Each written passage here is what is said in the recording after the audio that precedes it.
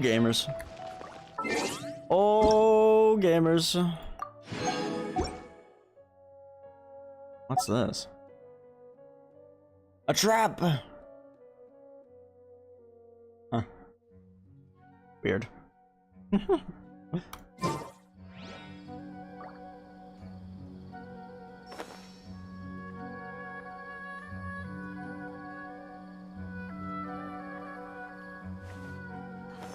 Alright, just a second here. Typical Tabor not being prepared. There we go. I think we're good. I think. In theory. Who knows for real? Okay. Windblume. Windblume. Alright, should we do the more of the rhythm game?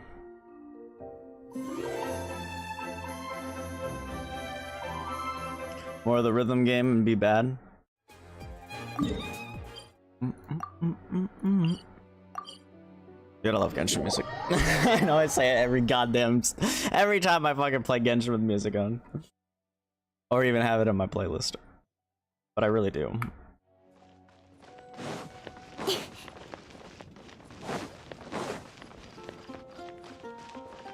Holy shit. These feel like... I don't know if it's just me, but like these stones look really good. Like better than they usually do, question mark? Probably just me. Probably been playing too much Destiny lately where like the texture works fine in Destiny, but it's not as complex as that. At least I don't think it is. Alright, Lizzie. I would like to do very bad. But I will do it anyway. I love the artwork for like all of these.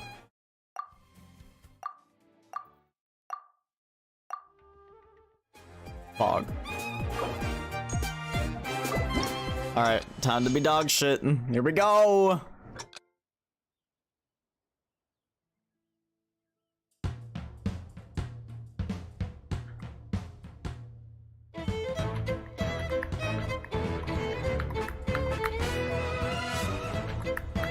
Okay, not too bad so far. No! No! Okay, spoke too soon. Oh, wrong keys. Oh my god, Tabor.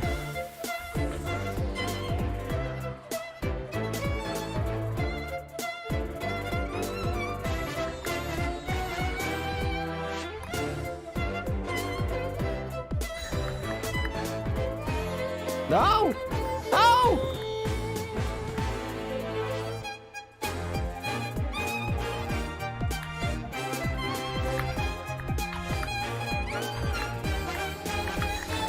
Bro, I'm so bad.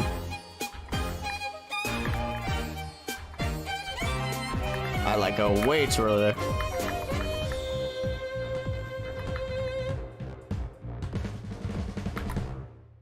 Okay, hopefully, as long as I gotta get enough score, I don't care. Actually, I didn't do too bad. I mean, of course, it's only 91%, but like, compared to my other ones, I think I did better. Lol. Okay, though, I just need to get the score on them.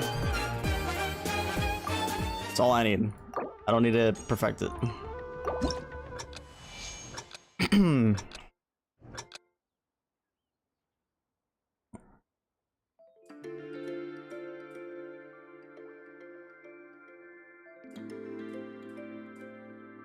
Oh, we're perfect so far. Just wait until it gets more complex, though.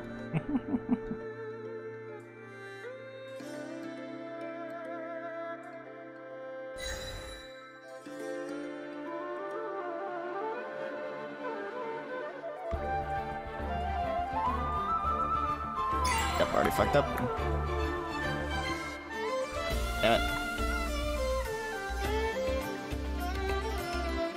No! You know, I think Tighnari's is one of the few character demos I didn't actually react to. I think it's because I felt like shit and just, yeah. You know, typical Tabor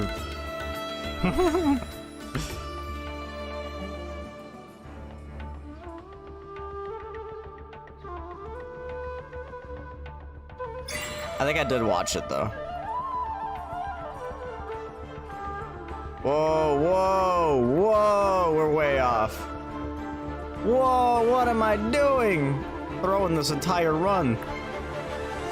That's what I'm doing.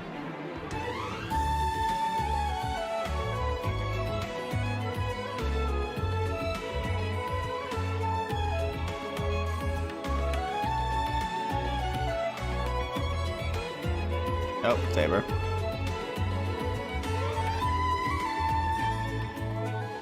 So I wonder, is Sumeru gonna get a festival type thing? Like maybe a Sub-Zero's festival?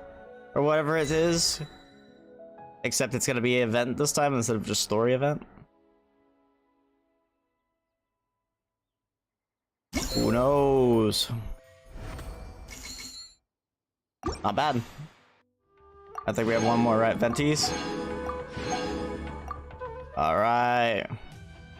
Certified banger inbound.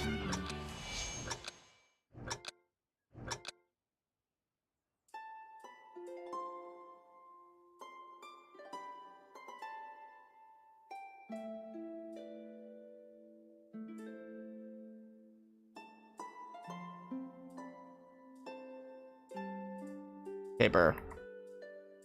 What was that, Tabor?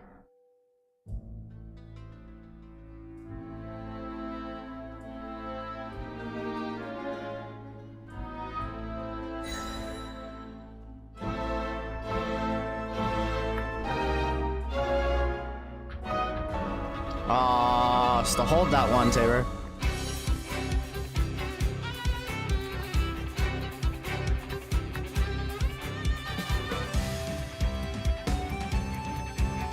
They were supposed to hold that one too.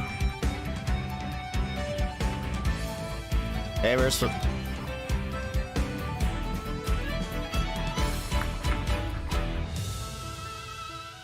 Trolling.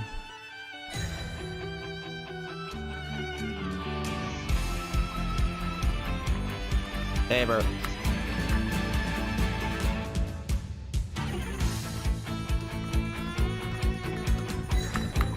Tabor. Tabor.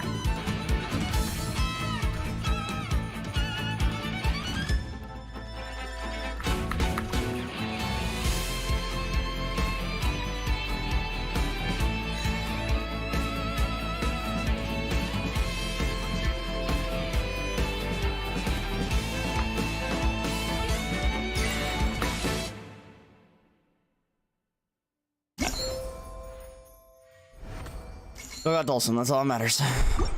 That's all that matters.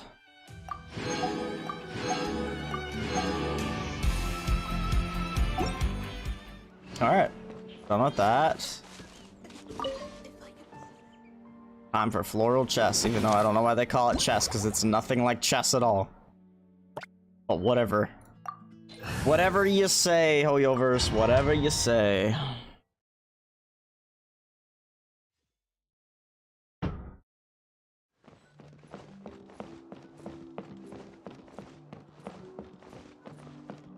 Let me in, let me.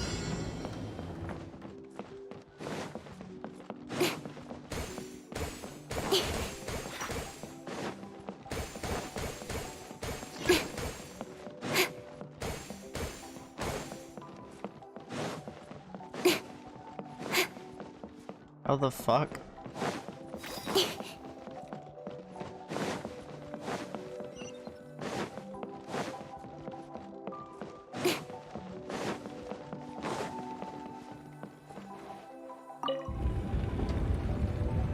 Bro, what?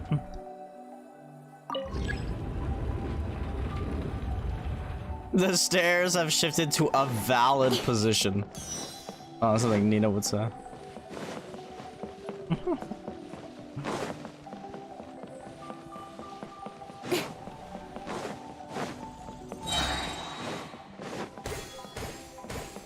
Give me big balloon.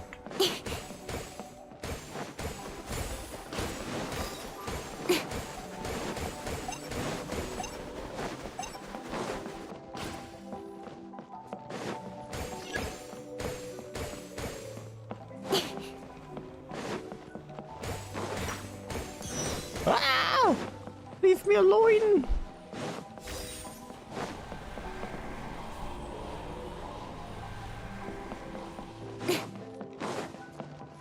Wait, what? Okay.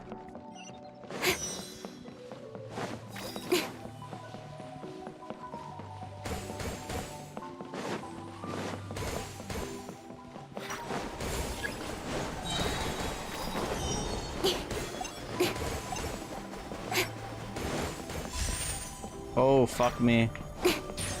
No! Oh.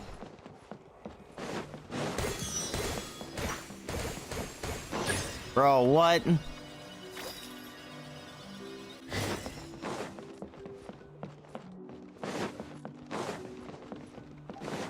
Not based balloon.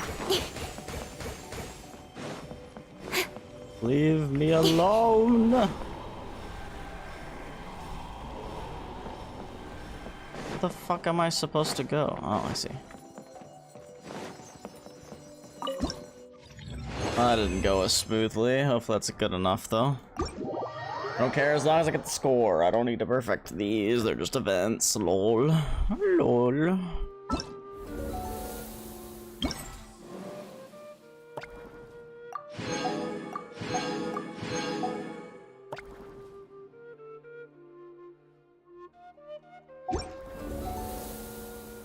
Gotta do all the snapshots. I haven't even started those yet. Excuse me.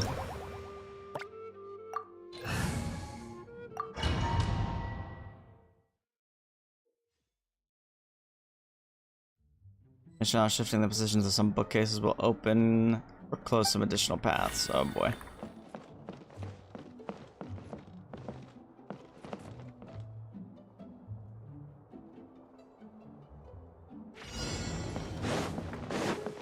Trying to observe pictures.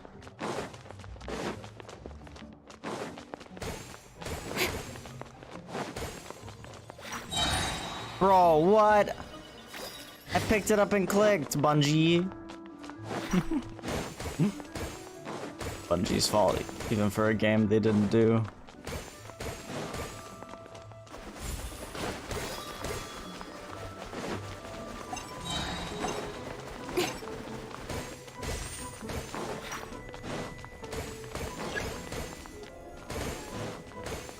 Leave me alone, you pursuer.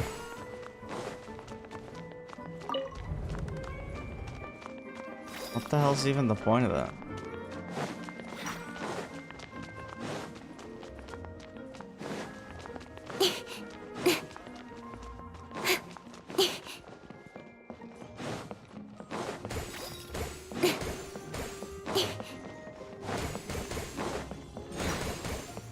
Guess you can stop them from chasing you by moving the bookcases is my only guess.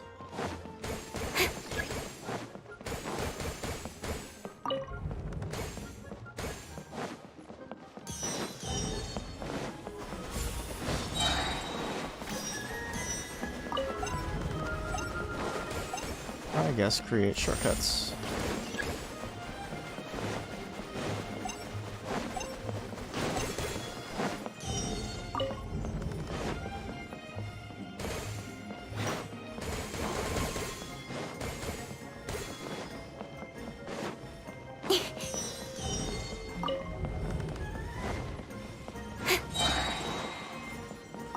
Let me out.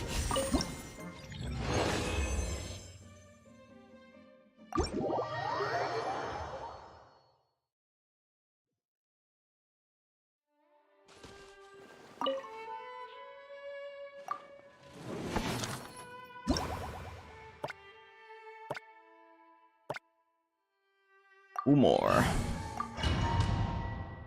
Dos más. Some areas of this challenge will be in a darkened state. After activating the light sources for these areas, brightness will return and new bloom balloons will. Oh, the line between light and dark is so very thin.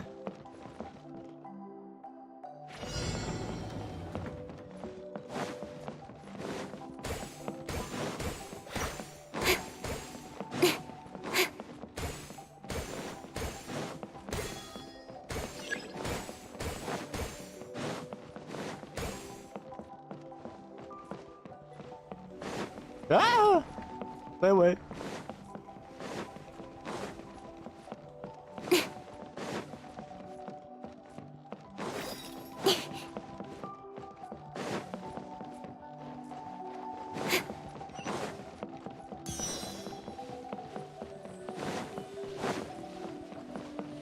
Hope I didn't miss the time changer.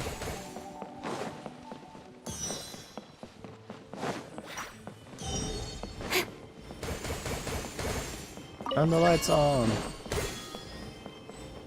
Oh, what? I thought I had a thing. Oh, so this is just the strat. This is the pro strat.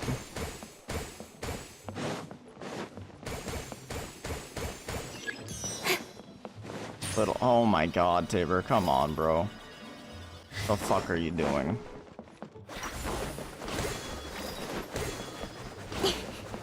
Trolling.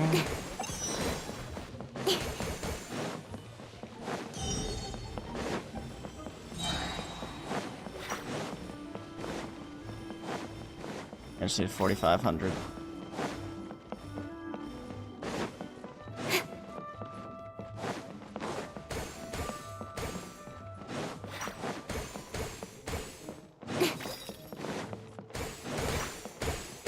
Oh, where the fuck did you come from? Fucking sneaky bitch.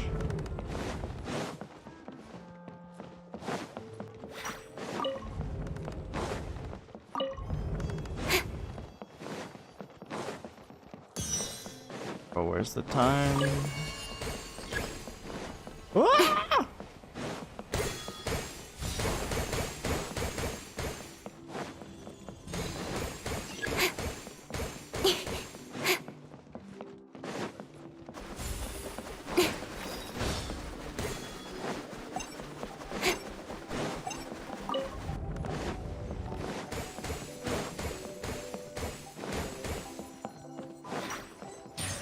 Bro, no shot.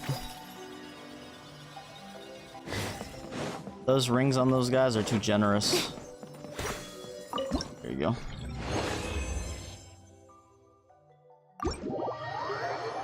Oh God.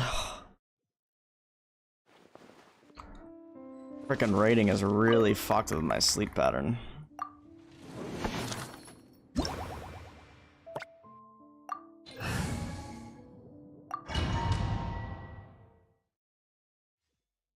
Probably. Pringles, damn it.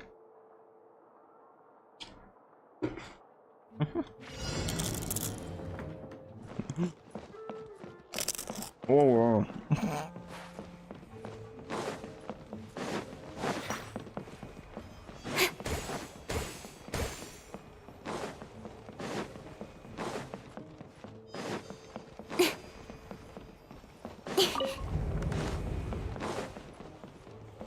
Bruh.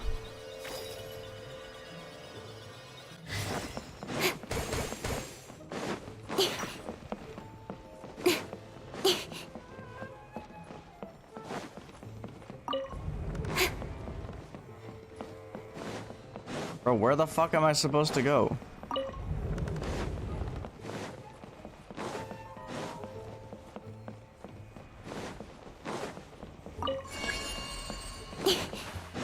Bro.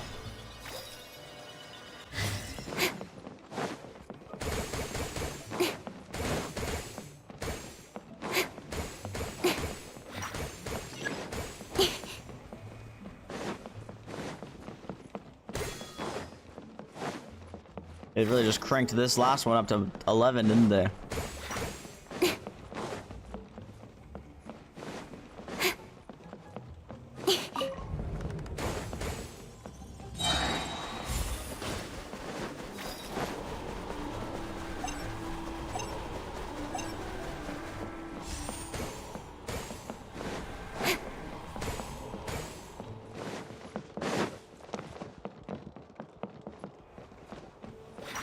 Whoa, what the fuck?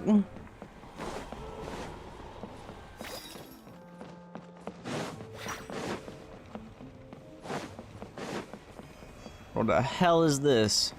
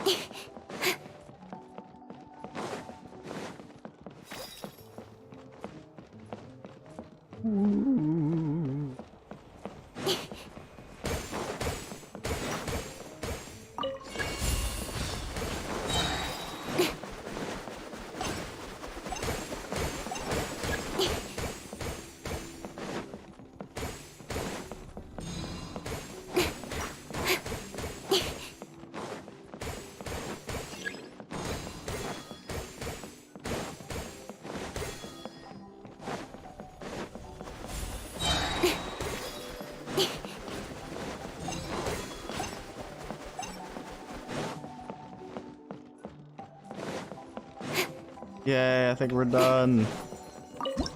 Let's go.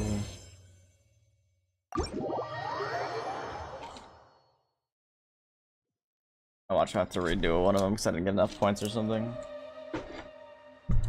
Damn it.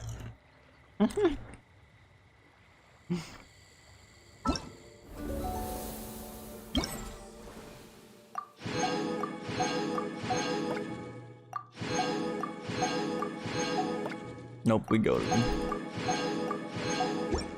Okay. Breezy snapshots.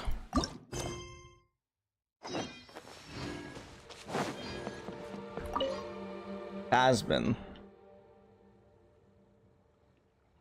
Traveler, please wait. What event have you got going on here?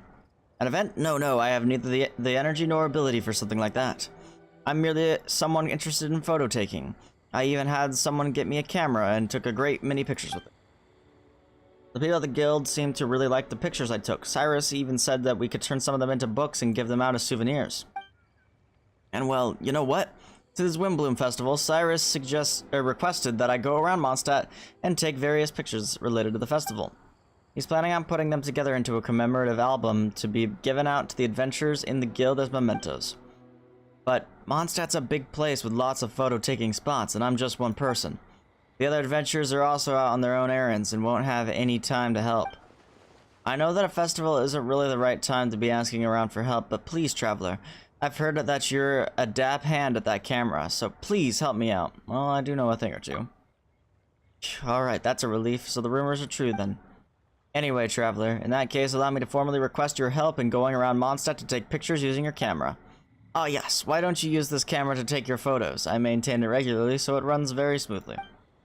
I mean, it takes a good camera to get good pictures, don't you say? I'll be counting on you then. The pictures just need to be related to the Windblume Festival. Otherwise, there's no particular restrictions on their content. As for the reward, you don't need to worry. I'll follow the usual guild regulations. You won't be working for free. Now, I'll need to sort the pictures here into categories.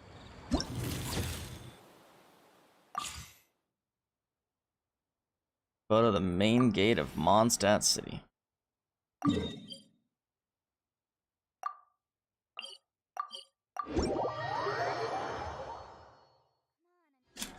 Ugh.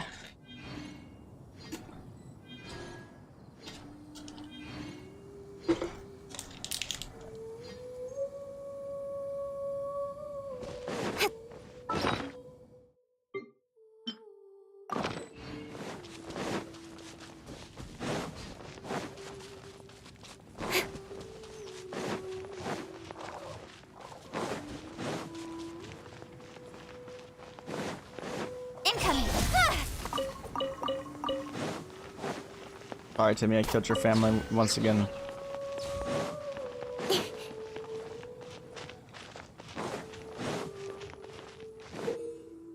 Just go to your camera and interact with the photo taking points to enter photo taking mode. Okay. Mondstadt welcomes you. Welcome to Mondstadt.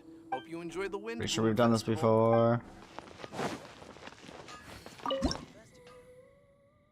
Look at this photograph.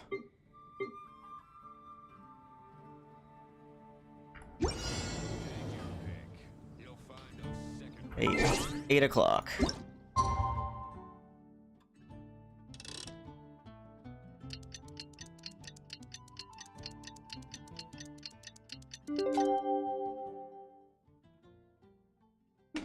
Alright.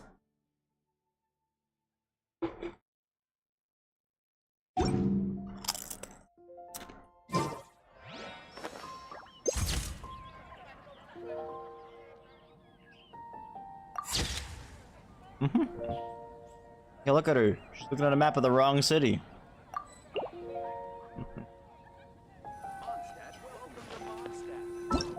Welcome to Mondstadt.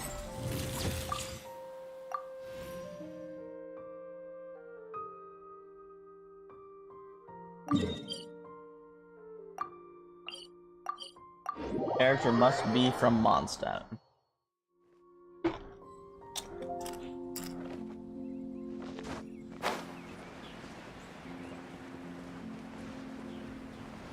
Unfortunately, that is no one in this party.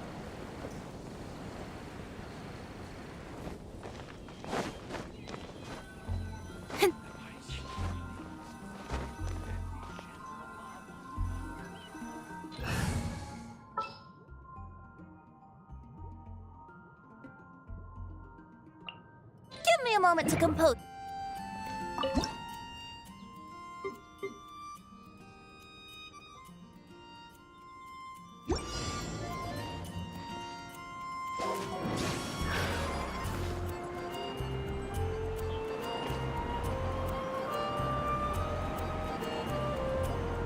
Damn it.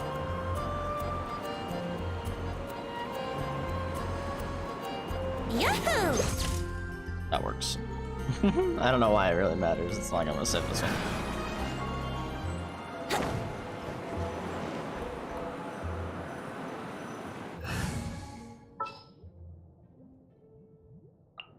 Something's come up. You can make meat. Never mind.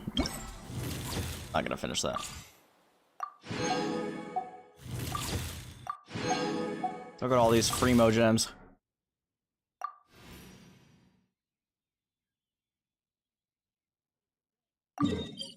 Bro, I was just over there.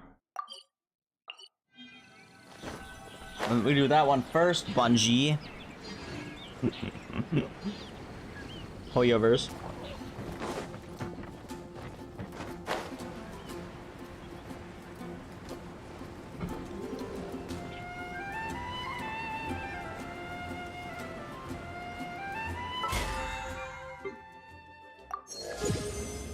I just need to buy the battle pass.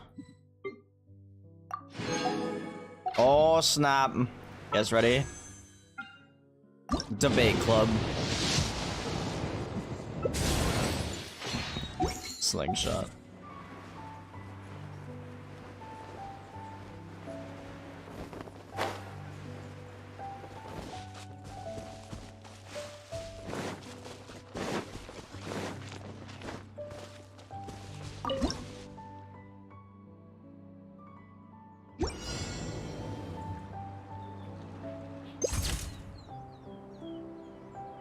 Oh.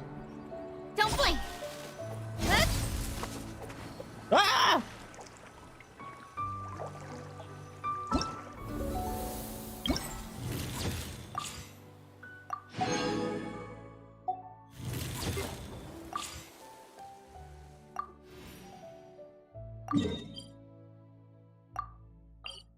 This is right next to the waypoint.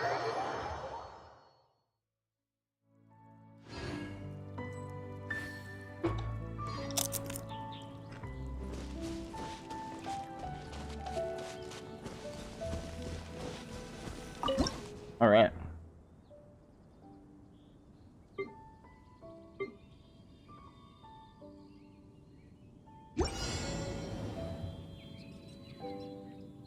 Character must wield the power of pyro.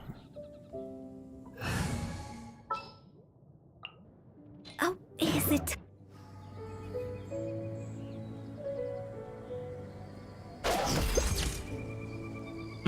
Looks a little weird. I save it anyway. Oh, I didn't. Oh well.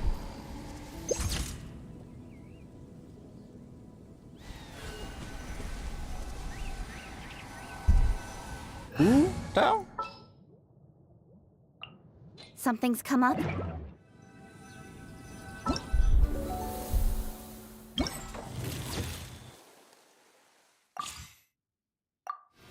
Storm Terror's lair.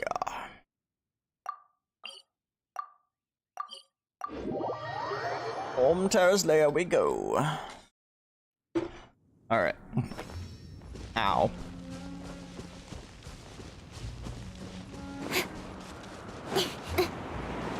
And this is why I don't eat chips anymore. Come on, game.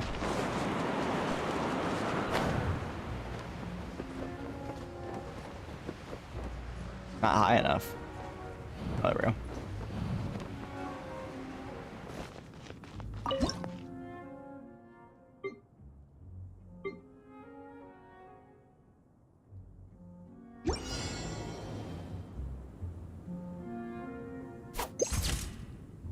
Onward!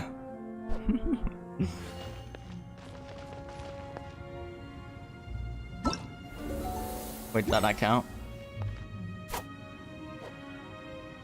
I actually like that. Save.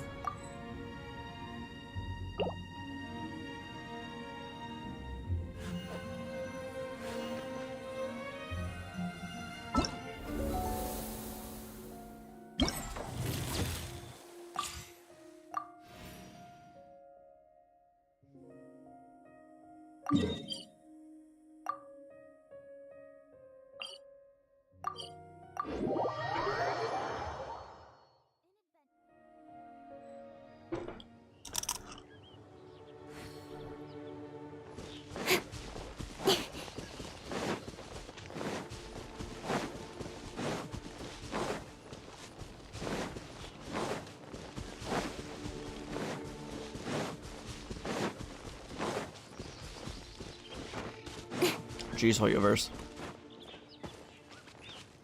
Making me work for this one, huh?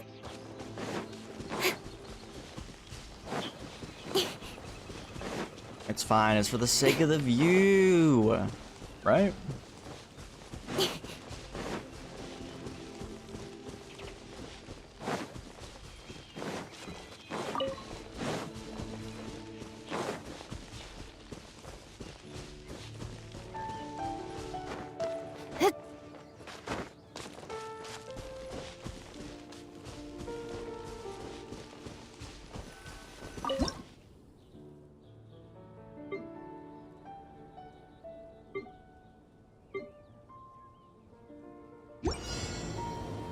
$1,700.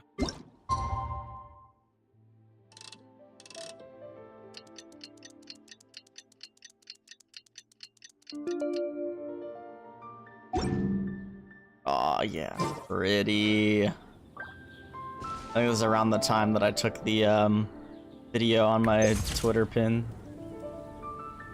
So pretty. Love this game.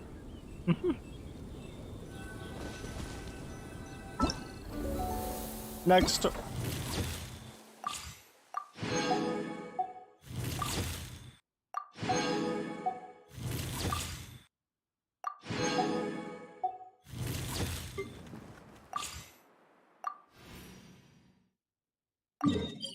A wee path.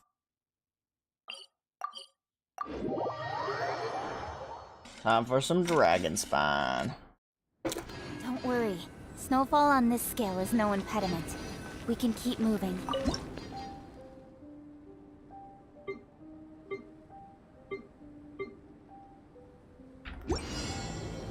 I set her on fire though.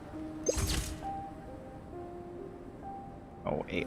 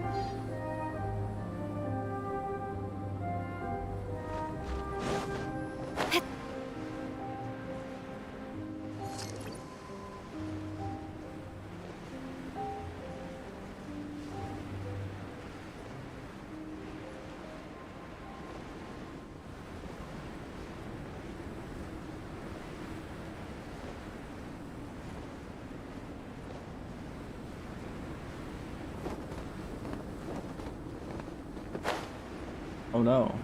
Was it up there? God damn it. Oh, so we're making a climb. While sheer cold accumulates. Oh, this is a big climb too. Oh boy. Well, we're gonna be holding W for a little bit. Oh, get more crinkles.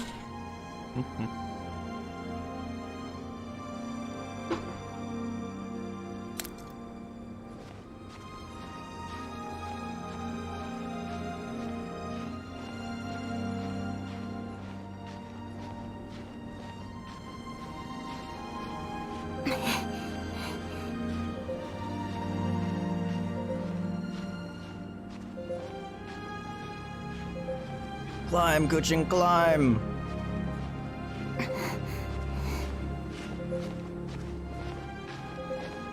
Climb! Wait, what? Oh, for a second I thought we weren't actually climbing anymore. What a view. Oh, I'm not talking about the mountain. I'm just kidding. I was talking about the mountain this time. I was talking about the dragon spine. Nicer than to put fire next to the photograph locations. Character and idle animation. Come on, go into idle animation, Kuching. Come on. Please?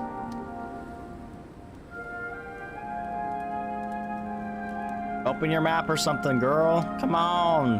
I'm all for work-life balance, but I think this is pushing it. Yeah, exactly. So do your idle animation so we can get on with this. Bruh.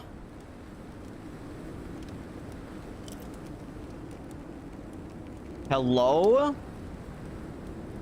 Finally. Took long enough.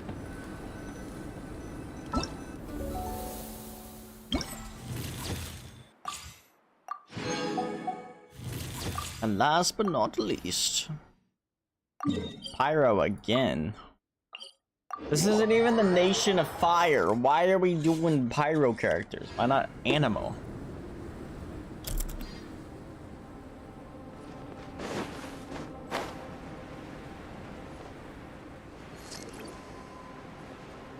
That's what I don't understand here.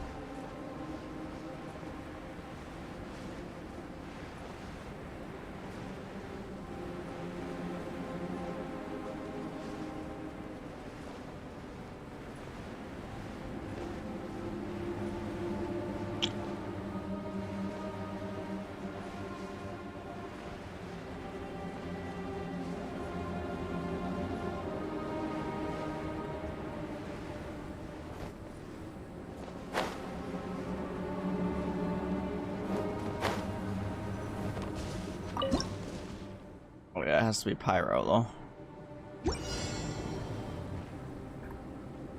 Uh-oh, is the crowd system edging to see me? God damn it. Speed of light! Committed to memory. Don't blink! Cut to the chase! Incoming! Oh, come on.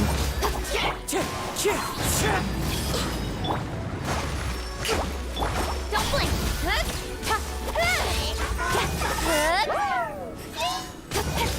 Incoming!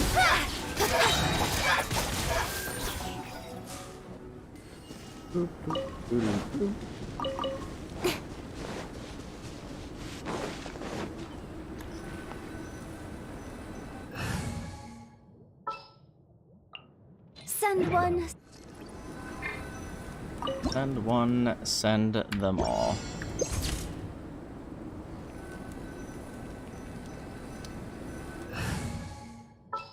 And that's it. I think Let's Windblume is finish done. this quickly. Me quickly. Not say that out loud. No, I didn't. No one has any proof. Unfading, silky grace.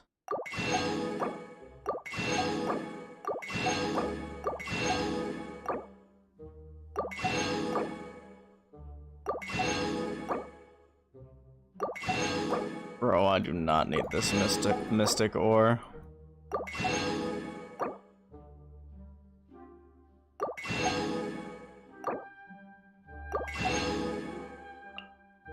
I just bought to the max I could. Oh my god.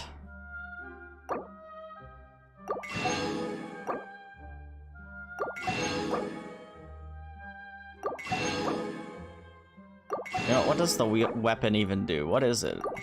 Claymore?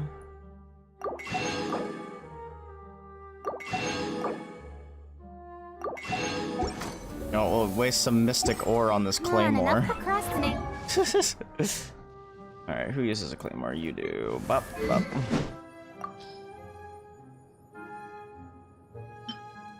Okay, within 8 seconds after the character's elemental skill hits an opponent, or the character triggers an elemental reaction, their attack and elemental mastery will be increased by 12% and 48% respectively. Or 48%, 48. If it was 48%, that'd be fucking crazy.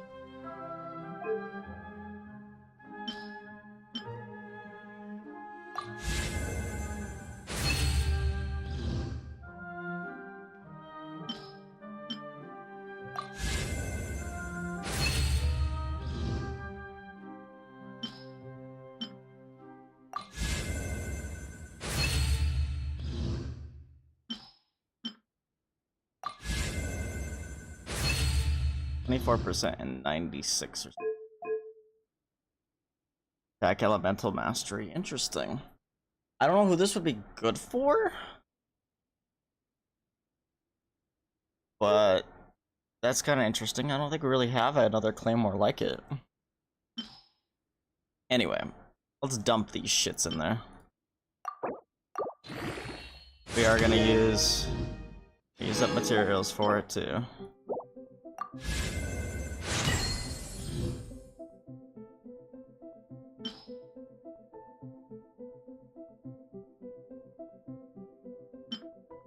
I want to get rid of Mystic Orbital.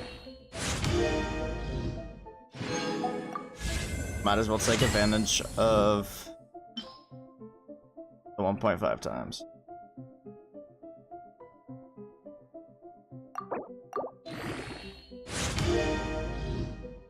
Let's see, I'm about to run out of mats.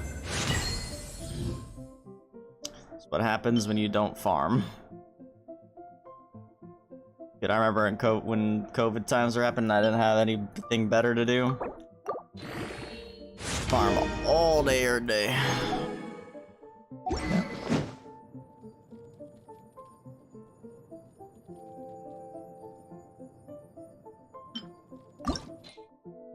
The one and only Arataki.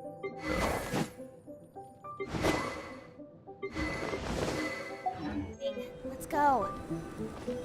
Stop doing what? Let's go?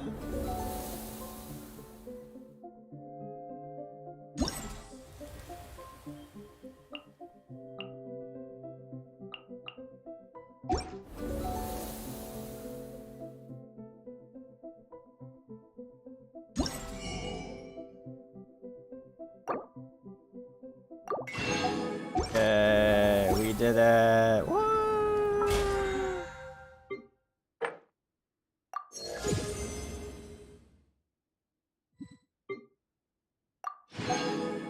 Got more mystic ore I don't need.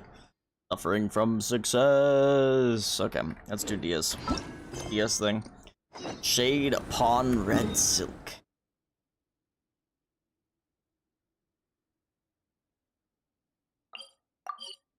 Best waypoint to go to or not?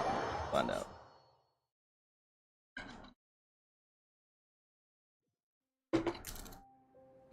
The sun is out. Our work's done for the day. Shall we take a stroll?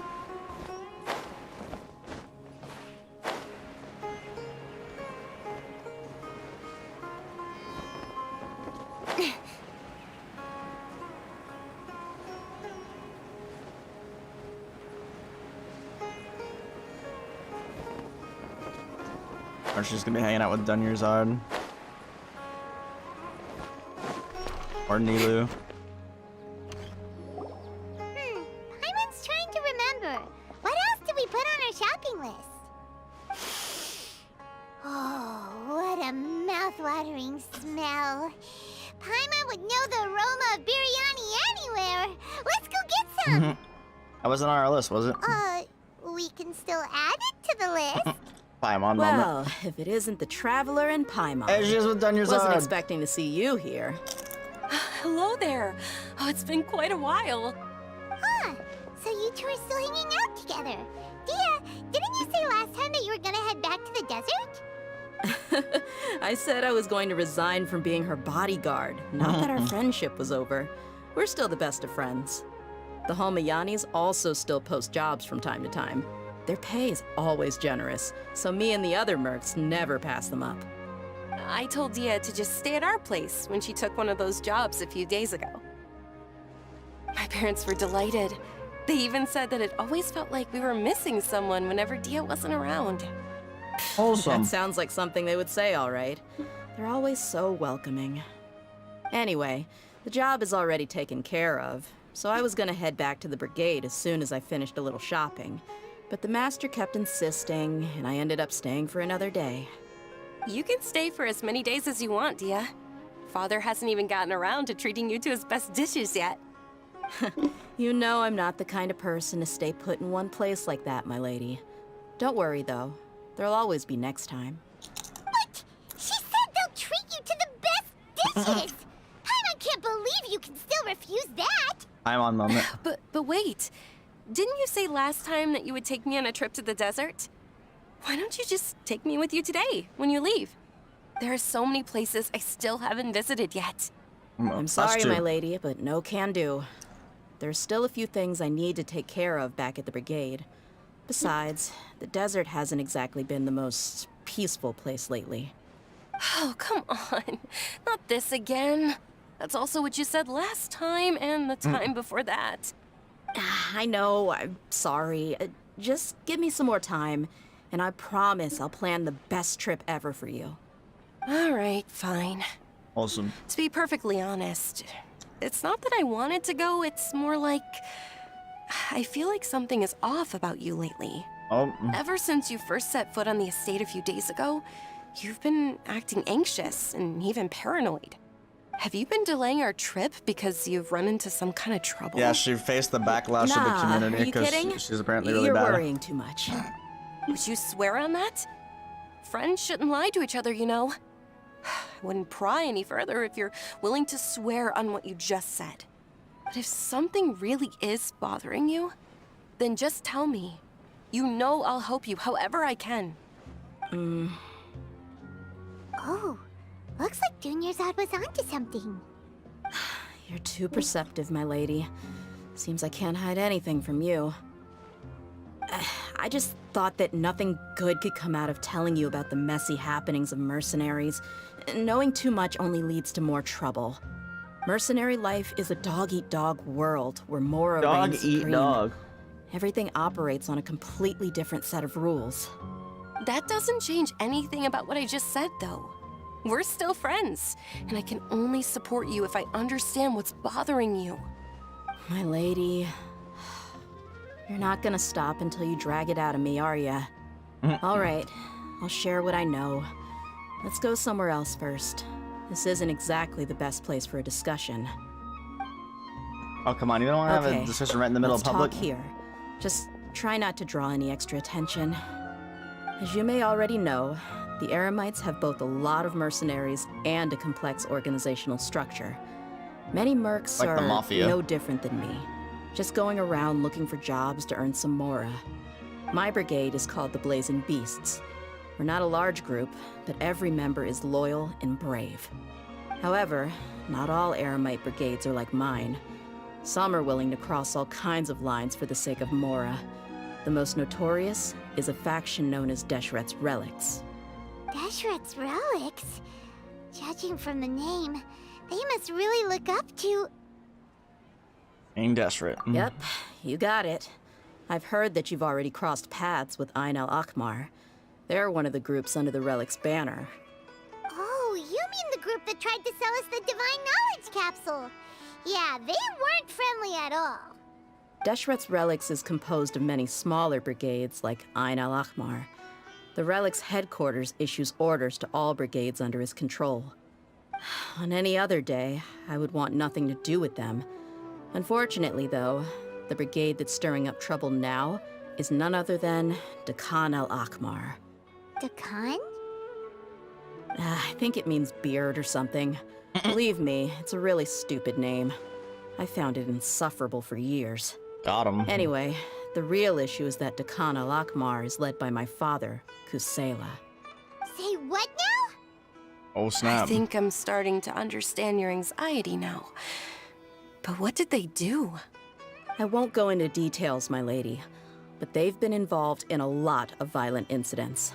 We're talking hundreds. Hundreds? Yep. The scenes tend to be quite gruesome, too. They strip the victims of all their valuables before murdering them. Jesus. Not only have they targeted merchant caravans and ordinary citizens, but other mercenary brigades as well. That's beyond terrible. They won't even spare their own kind. I don't know how Deshret's relic sees it. All I do know is that Dakan al-Akmar has become more and more aggressive over the last few years. If I don't do something about them, then even my brigade or the people of Aru village could become their next target. I just wish I knew what's driven him to do this. Yeah. How can your father do such terrible things? I don't know. People change. He's always been pretty pathetic. But at least in the past, there were still a few lines that he wouldn't cross. That's setting the bar pretty low. I mean, if he was even remotely decent, then why would I have to leave the brigade and cut all ties with him? He was loud and foolish, with no real sense of purpose. Got Instead him. of doing anything useful, he spent most of his time drinking and chasing after women. Damn, what a Of shitty course, the father. other brigade members were just like him. Their ruckus would go on night after night. Sounds like a nightmare. What about your mother? Did she ever step in to stop them? Unfortunately, I never knew my mother. I'm sorry, Dehya. Oof. I didn't know. It's all right, my lady. That's pretty common in mercenary circles. Didn't I mention that my father was chasing after women? I was the result of one of those encounters with some random person. He told me that he wasn't sure who my mother was. And in any case, she never came to see me. He'd say, "You'll be fine as long as you remember to stick with Dad." But even then, he left most of the parenting to the brigade. The one thing I do remember is that he used to tell me stories. But the problem was that he had terrible taste. He only knew a few stories, and even those tended to be pretty stale. They were tales of desert warriors defeating dragons in the forest, or stories of mercenaries rescuing princesses from rebel armies. Sounds like your typical fairy tales. More or less, yeah. They were interesting maybe the first or second time around, but after about 20 repeats, they started to get a little dull. He seemed to think those stories were the best things ever, though. He was so into them that he'd call the whole brigade over and make them perform the whole thing as a play. Jesus. Even the toys he gave me would all be story props. I'd get helmets, shields, and toy swords. It was only much later when I realized that the shows were more for him than they ever were for me. What an interesting guy. But it doesn't sound like he had all bad intentions. Yeah, I've always found him pretty childish, but that was something I could just shrug off. I had no reason to despise him. Until I grew up and learned the true face of Deshret's relics for myself. Looting, blackmail, violence, and fraud. They not only accepted such heinous acts, they would even openly boast about them. No one in the brigade was any kind of hero. Instead, my father and his cronies were more like the bad guys that needed to be taken down. Did Damn. they really think that as long as they didn't do any of that stuff right in front of me, I would never know? I think I can understand your feelings. The difference between perception and reality must have hit hard. Yeah, but don't worry, my lady. It's all water under the bridge to me now. I had a huge argument with my father and left that place behind for good. I'm not investigating them due to any bitter feelings I still have towards my father. I just want to protect those that are close to me. You just want to find out why they suddenly started causing so much more trouble. Yeah. I told the boys to gather as much information as they could. Most of the reports concern violent incidents, but there's also some talk of smuggling. I see. But isn't this investigation incredibly dangerous? It is, but every mercenary lives life on the edge. It's a lifestyle that I enjoy. That may be true, but it'll be impossible for those who care about you not to worry. Well, now you get why I didn't want to share any of this with you. What should we do? They both have valid concerns. I'll go back to the desert with Dehya. Huh? But there's no need for you to get caught up in this mess, too. Well, she's super tough, so if she went into the desert with you, then Paimon bets the problem will be solved in no time. I'm inclined to agree. I'd feel a lot more at ease if you took her along to help. You can count on me. I'll do my best. I'll wait for news from you in the city until then. Please, stay safe. I'm honored that you care so much for me, my lady. All right, then let's get moving. Our first stop will be Caravan Rebot, where we can catch up a bit with my fellow mercs. Lion's blood.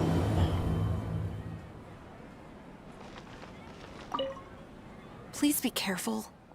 I'll stay in the city and wait for news from you. Just don't do anything reckless, all right? But I like being reckless. You consider that?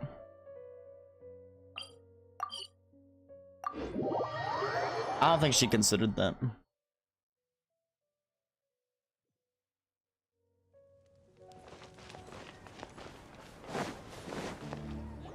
Hey, Dehya, you're back. Are these two friends of yours? Pleasure to meet you. Likewise. There's no need to be so formal with us. We're a pretty casual crew. Anyway, since we've got a newcomer, let me fill you in on what the Khan al-Ahmar's been up to lately. They've become extremely aggressive. Apparently, even their own now have become acceptable targets. They even attack other relics brigades, just the same as any other mercenary brigade. Like some shit's going on. Even the most ferocious beasts still protect their own. And it sounds like they've thrown that straight to the wind. That's right. Once they've collected enough loot off the other mercenaries, they sell it off to a different brigade, or turn to merchants on the black market.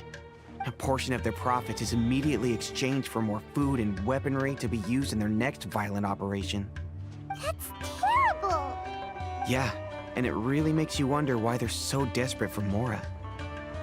A few days ago, Isham and I trailed them for a while, and even disguised ourselves as merchants to conduct trade with them. We were able to learn a few things from the exchange. Rather than saying they're out to plunder and hoard Mora, it'd probably be more accurate to say that they're experiencing an internal power struggle. Wait, a power struggle? You heard me right. The vast majority of their victims are mercenaries from the other brigades of Deshret's relics. If their only goal was Mora, they could have gone after anybody. The targeted nature of their attacks points to a power struggle between the different brigades within the relics. That's the only plausible explanation we have. Unfortunately, we weren't able to find out anything more specific. It seems they're also trying to keep things under wraps. Oh, one last thing we discovered was that over the past few years, as the Khan al-Ahmar became more and more active, Deshret's relics as a whole became a lot weaker. They were able to cause so much damage? That somehow makes things even more confusing. It sounds mighty strange to me, too. Harun, you can leave the rest of the investigation to us. Gotta say, though, I didn't expect you to go on a whole undercover mission during the few days I was gone. Sounds like you were really putting your necks on the line, no? Nah, it was nothing. We're just as concerned about the situation as you are. The Khan al-Ahmar is your father's crew, after all. What he said. Besides, Dehya, haven't you done more dangerous things than all of us combined? What we did is nothing compared to your experiences. Yeah. And while they went to talk with Khan al-Ahmar, I took a look at the last camp they attacked. Any survivors of the attack were already long gone. There was nothing of value left in the camp. Ah, Hisham and Khalaf. You're here too. We rushed over as soon as we saw you come into Caravan Rebot.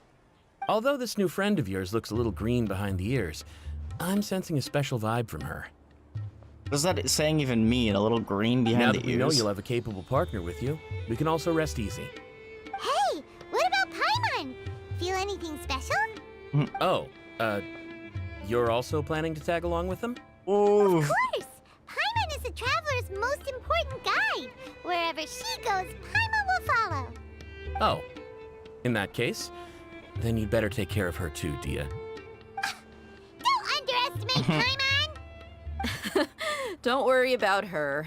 She may look tiny and helpless, but she's been through just as many battles as the traveler here. Even if she had only survived on sheer luck, then that alone would still make her quite formidable. I had no idea. I guess I shouldn't judge by appearances. Yeah, maybe not. Oh, one other thing, Dehya. When you're free, why don't you update the deputy about your upcoming schedule? We held another recruitment event a few days ago, but everyone only came to see the Flame Main. You weren't around at the time, so people were pretty disappointed to only find our crew of rough, unkempt guys. The deputy put a lot of effort into the event, but it was basically for nothing. Only a few people chose to stay, and that really got to him. Sorry to hear that. I'll be sure to bring him some great liquor next time.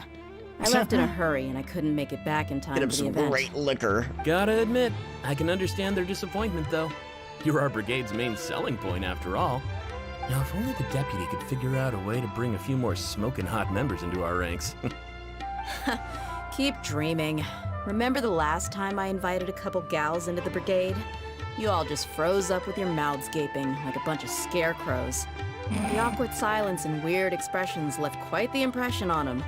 They were originally interested in joining us, but after that, they both told me they were too uncomfortable to stick around.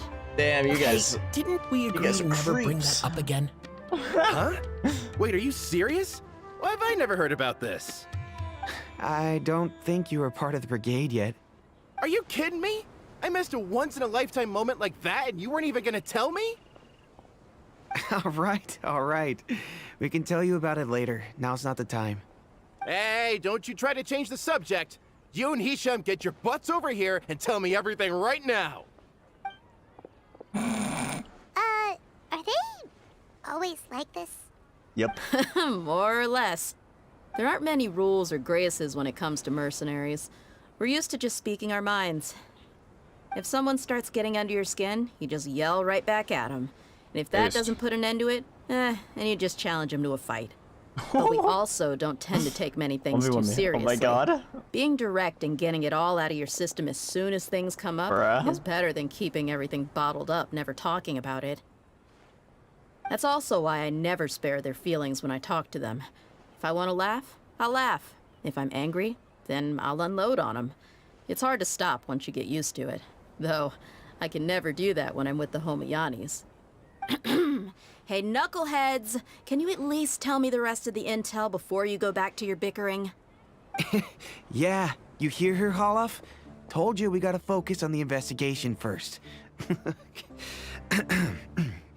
I drew up a map. Right here is the spot. There you'll find the merchant caravan responsible for getting rid of Dehya al-Akhmar's looted goods. All you gotta do is wait and ambush them in the evening. They'll have no idea what hit them.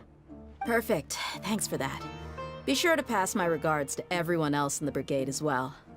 Will do. You stay safe, Dehya.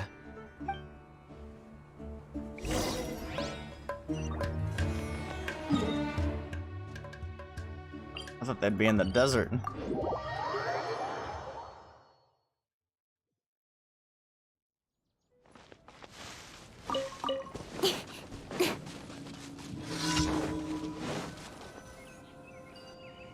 This should be the place. Let's find a spot to hide and bide our time. It's gonna come down to a fight one way or another, so let's all be careful. No need to worry. She knows her way around a fight. I'm not worried about that. What I meant is that we probably shouldn't go too hard on the enemy. After all, we still need to get information out of them. We're doing this thing again. They've done that a lot in Samaria, actually. Here they come. You ready? Let's not give them a chance to react and end this quickly.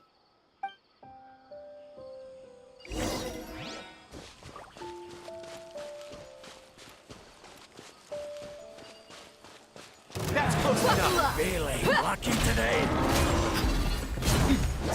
Off the jungle. Off the jungle.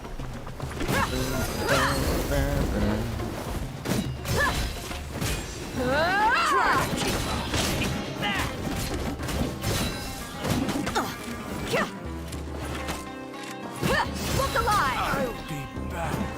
Not even this trial of her isn't a very good sign, lol. Where do you think you're going?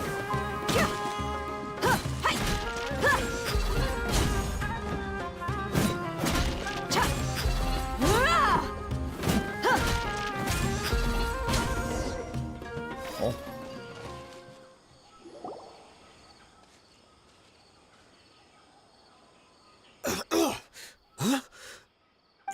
You're the Flame Main. Good. That saves me an introduction. All right, time for a little talk. Are you buddies with Dakana Lakmar now? Tell me, what are they after? You know the code of being a mercenary just like everyone else. The first rule is to never divulge key information about our employer. What makes you think I'd talk? That might have worked on an amateur, but I know you're just looking to protect your reputation. Think about it, though. What's your reputation worth if you won't have the other tools you need to succeed in this line of work? Tools like, I don't know, your limbs or eyes? Oh, monk You've got ass. 5 seconds. You might want to think twice about how much your employer's information is worth to you. Whoa! Alright, Paimon, she knows what she's doing. I'm not joking around. We can do this the easy way or the painful way. 2 seconds! I'll save you the trouble. What? Huh? Are you crazy? He tried to bite off his own tongue. Quick, search the area for any first aid supplies. Dia's emergency treatment. The bleeding in his mouth I began to definitely stop, I didn't think, expect him to go that far. Thankfully, the wound wasn't too deep, and he just passed out from the pain. But why would he be so extreme? I just wanted to test his mettle. You can get a lot of mercenaries to talk just by threatening them. I didn't expect him to be willing to go through so much pain just to deny us some intel. Well, he's out cold for now. We could wait for him to wake up, but maybe it's not a good idea to interrogate him any further. What should we do? Yeah, don't worry about it. It'll be a waste of time to interrogate him again after that. He might just hurt himself again if we start asking. There are lots of goods around here. Let's search the area. Maybe we'll be able to find something. I'm really sorry.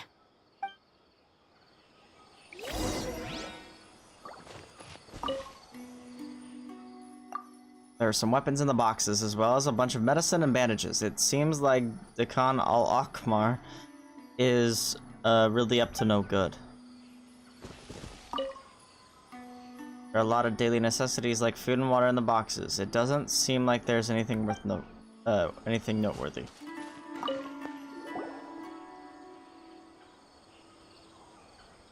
We found a piece of paper with a bunch of names on it. Maybe it's a record of something. Let me take a look. If this really is a merchant caravan, they should have a record of their transactions. Yep. I see an entry for Dakana Lakmar right here. Kusela, Idrisi, Bashar, and Takriti.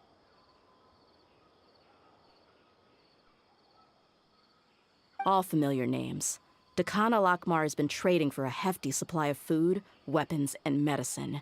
It seems that in the past, they used to receive some canned knowledge as well. This caravan is just one link in their logistics chain.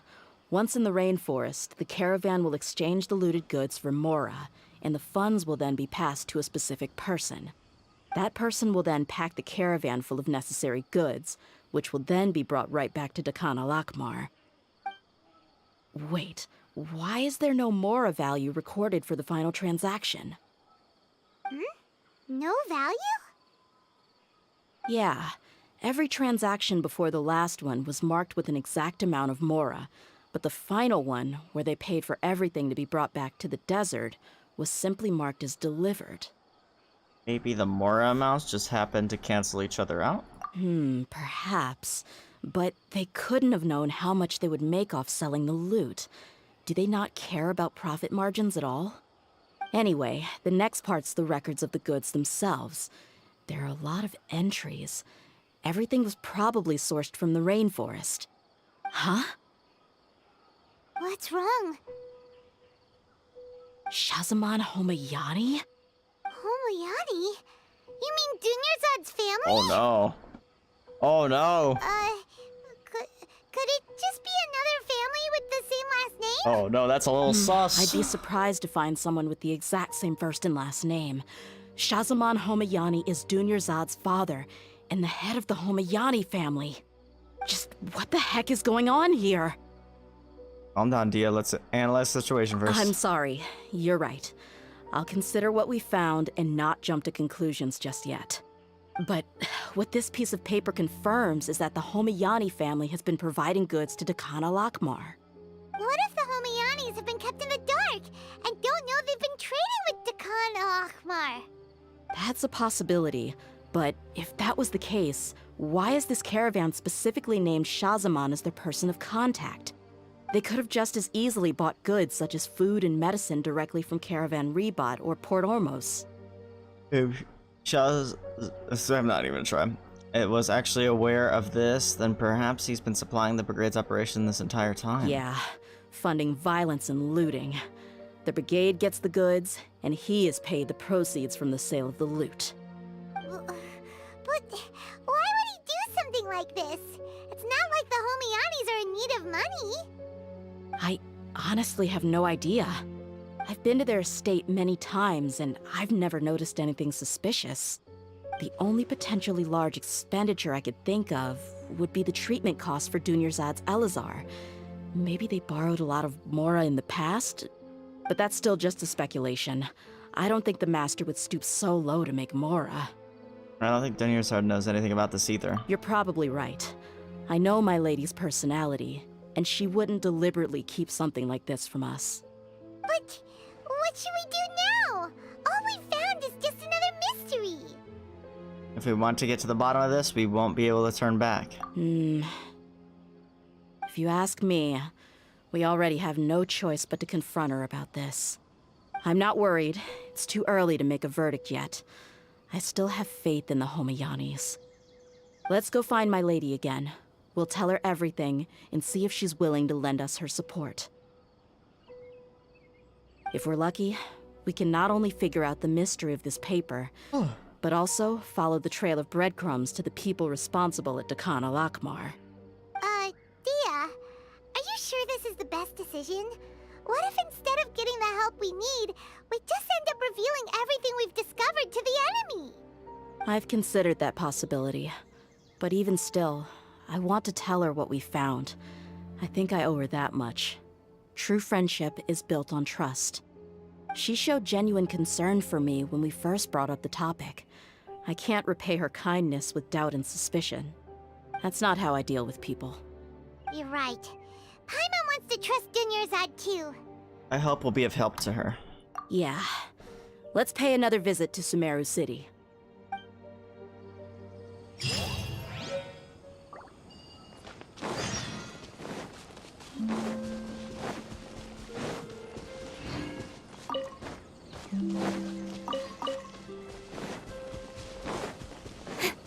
I guess I could just teleport there, not just run there. God.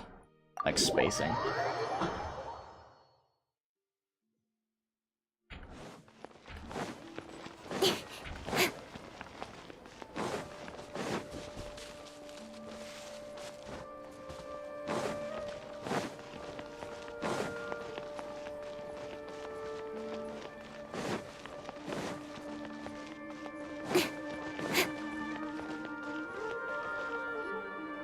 We're back, my lady.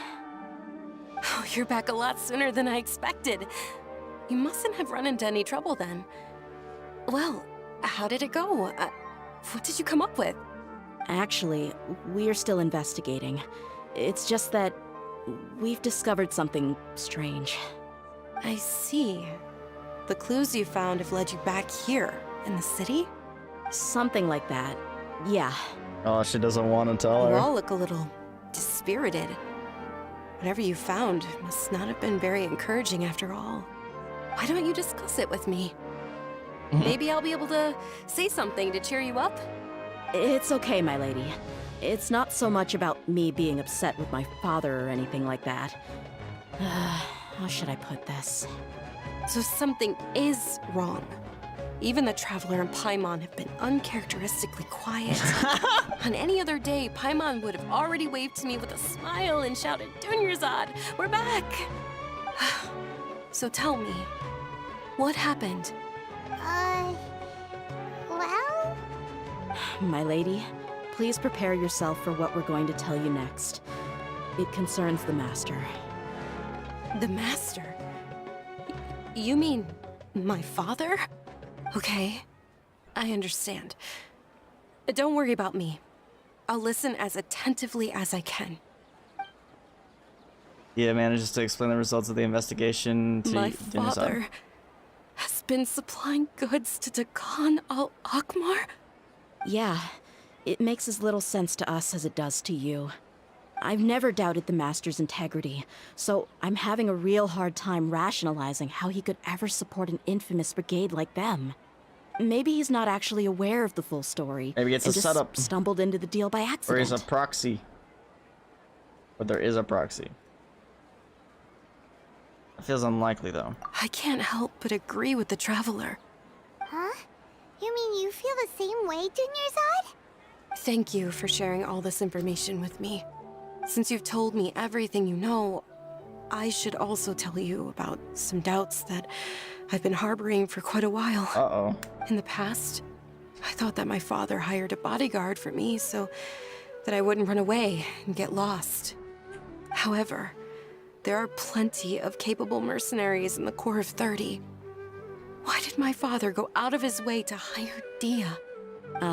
About that.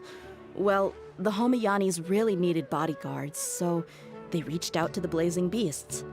Later, the Master told me that I was one of the best mercenaries he'd ever seen, and that I should stick around to become one of his bodyguards. He offered me a pile of mora, so I just signed on.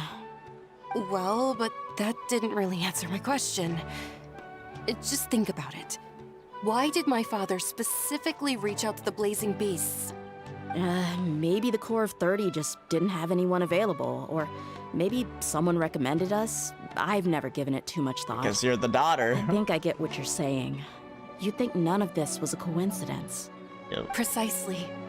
At first glance, nothing seems strange or out of place. But there are many parts of the story that don't actually make any sense. Please explain If my further. father had always been in contact with Dakan al-Akmar, then it would make sense for him to bring Dehya into our house. You mean the goal all along was to get Dehya to be your bodyguard? No, that's too much of a stretch. I You cut really think all so? ties with my father a long time ago. He has no control over my life anymore. But that still doesn't rule out the possibility that your father has still been trying to influence your life without you knowing. Yeah. So, the Master was not likely an innocent victim in all of this? That's what things are looking like at this point. Sorry we put all this on you so suddenly, Dunyarzad. It's okay, Paimon. I should actually be thanking you. Regardless of his reasons, if my father has truly been funding a violent group of mercenaries, then it's my duty to bring him back to reason. But is that really the right thing to do? My father has committed many atrocities and deserves all the punishment that he has coming to him. I have zero sympathy for him. You may call me an ungrateful child, but my feelings will remain the same. However, the Homayani family has treated me with nothing but generosity and kindness. If we decide to investigate this further, we could end up implicating the entire Homayani family. I would be biting the hand that's fed me over all these years. Dehya. It's all right, Dehya. If anyone were to ask, you could always just say that I'm the one who instructed you to get to the bottom of this. You don't have to do that, my lady. I'm not conflicted because I'm afraid of taking responsibility. Besides, you're the one we should all be worried about right now. Hey, it's still too early to give up hope. What was the thing about friendship again? The power of love and friendship will defeat all obstacles. I'm just kidding. True friendship is built on trust. Right, yeah, trust! You said that yourself, Dehya. Besides, there's no point on getting all riled up before we've confirmed all the facts. If your trust hasn't been misplaced, then he probably has many conflicting feelings as well. Thank you, everyone. That makes a lot of sense. I guess I should always remember the trust that I've placed in people. In which case, my lady, could you ask the Master to come out and have a chat with us? Sure thing. I also hope he'll be able to give us a logical explanation. Let's meet at the usual place then. Usual place? Ah, right.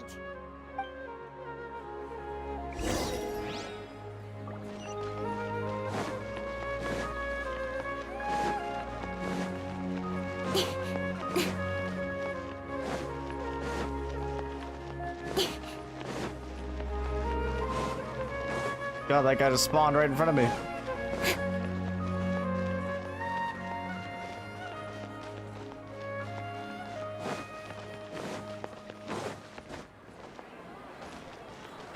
To Meru City. Thank you for coming, sir. Please allow me to introduce That's these her two. father? This is the Traveler, and next to her is She her had gray travel hair. companion, Paimon. Ah, yes, my daughter has mentioned them from time to time. It's a privilege to finally meet them in person. But we may skip all the pleasantries for now. What is the important matter you wish to discuss with me today?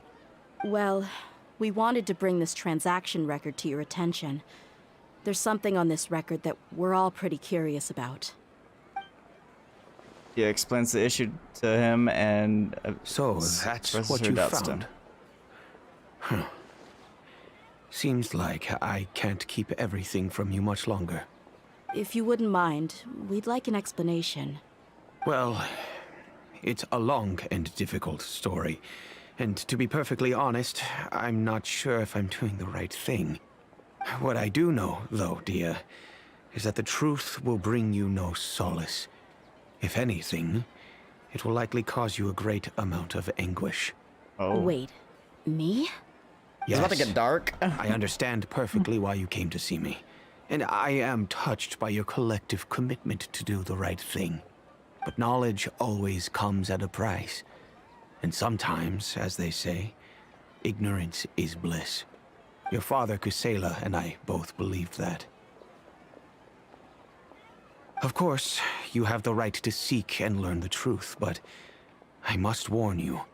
The facts of this matter may reduce everything you've built for yourself into sand, blowing in the wind. Bro, what is If it? you must proceed, then Kusela's heartfelt efforts will also fade into the wind like a fleeting mirage. His heartfelt efforts? I'm sorry, sir, but I'm not sure I follow. I've made it this far in life without a single drop of my father's support. I have my own ideals and ways of looking at the world, as well as people and causes that I've chosen to cherish and fight for. None of these things have anything to do with him. I came here today to support you as the head of the Homiyani family. No warning will change my stance on that. I understand. Then let me tell you a little story. Our family once needed to take a trip to the desert when Dunyarzad was just a baby. Along the way, we were attacked by bandits. They had superior numbers and quickly overpowered our bodyguards. When all seemed lost, a group of passerby Eremites lent us their support. Those Eremites were Kusela's brigade, Dehya al-Ahmar. Kusela's men told me that the attackers were Eremite mercenaries, just like themselves. I was shocked. Why would Dehya al-Ahmar go so far to save us and not spare the fellow Eremites? Kusela was grinning and walked over to play with baby Dunyarzad. She was startled by his unfamiliar face and nearly started crying. Really?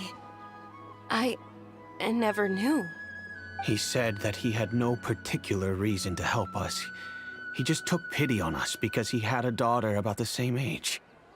We started talking about our children, and I sensed that he was a devoted father.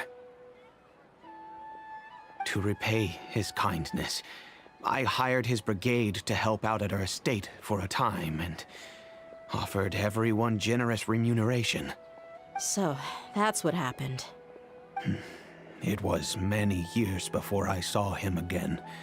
I almost didn't recognize him the next time he came knocking on my door. What is that? The A man cane? I knew to be strong and healthy had been reduced to a shell of himself. He couldn't even walk anymore without his cane. So, what happened to him? He was perfectly fine when I left the brigade. I'm not too sure myself. The only thing that didn't change was his cheery disposition. He said there was absolutely nothing to worry about and that he had gotten into a fight. That was all. He then suddenly asked me if Dunyarzad, now that she had grown, would need a bodyguard of her own. At the time, Dunyarzad was going through a particularly severe bout of her Elazar. There was no need for her to have a bodyguard when she could barely leave the house. But he kept coming back to the topic. Come on, it never hurts to be safe. How do you know a bodyguard won't come in handy one day? I was completely lost at first, until he recommended the Blazing Beasts, and in particular, a mercenary named Dehya. So he was the one who recommended Dehya to you. Indeed. He didn't say it out loud, but it was clear that he saw Deshret's relics as an evil group who would eventually corrupt every member in their ranks. He was already beyond redemption, but he hoped that he would be able to detach his daughter from the vicious world of mercenary life. If Dehya could stay in my house and keep working as a bodyguard, then gradually her affinity for the desert would decrease, and she'd be able to leave her previous life behind. And that's why you offered her such generous compensation? Yes, but not just because of that. From the moment that he asked me for that favor, I also began to see Dehya as my own daughter. And that's also why I tried to persuade you to stay when you asked for permission to leave. I was willing to spend however much it took. Kusela saved my daughter and I all those years ago in the desert. I could never refuse him entrusting his daughter to me. He was always like that, acting like he's oh so smart and self-righteous. Kusela said that he'd reimburse me for a portion of Dehya's fees. I refused to take any Mora from him, but he'd always sent me funds anyway. Eventually, I just accepted them as a token of his gratitude. And that went on for a while until I received another letter from him a few years ago. The letter contained a request to help him buy food, weapons, medicine, and even explosive materials. Wait! Isn't that around the time that Dakan al-Akhmar started becoming more aggressive? That's right. When I started to hear some nasty rumors, I became wary. I wanted to meet him face to face to discuss things. That might not even be him But by anymore. then, he was no longer receptive to my requests to talk. If I had to guess, it's probably because he doesn't want to put Dehya at risk. But by that same token, he should have also stopped asking you for materials. That thought occurred to me as well. I figured that he probably came to me for help because he had nobody else to turn to. After some deliberation, I decided to send him some food and medicine. I turned down all his requests for explosives and weaponry. I am aware that even such a reduced gesture of support could lead to others coming to harm, but I could not simply reject his plea for help. In the end, it probably was the wrong decision. I plugged my ears to the rumors and just chose a solution that made me feel least guilty about myself. If you can, please tell me where he is now. None of the things he's doing right now make any sense if he's just trying to keep me from getting tangled up in his world. If all he wants to do is steer clear of me, then maybe he shouldn't have brought me into this world in the first place. Damn. Oh, Dehya, please don't feel that way. I'm just angry because I can't wrap my head around any of his actions. Maybe there's another way of looking at all this. Can you try to believe in him just one more time? I don't know. I really don't know. I don't think I can do it. But I guess you do have a point. We haven't uncovered the whole truth yet. We still need to figure out his exact actions and reasoning for these last few years. I'll do my best to help. Of course, anything between the two of you would need to be resolved between you and him alone. I don't know Kusela's exact whereabouts. Outside of supplying his brigade with some goods, I tried my best to avoid getting involved any further with him. However, there's a man on the list named Jawed. He used to be a mercenary in the desert and is now a member of the Corps of 30. He's responsible for supplying weapons and liaising with the Dakan al-Akhmar's merchant caravan.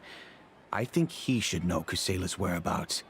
I've heard that he likes to have a few drinks alone and enjoy the cool wind at night outside the tavern. Maybe you'll be able to find him there. Understood. Thank you, sir. Then I guess this is bye for now, unless... I'll stay and be with my father here. To be honest, I'm still a little dazed and haven't finished processing everything quite yet.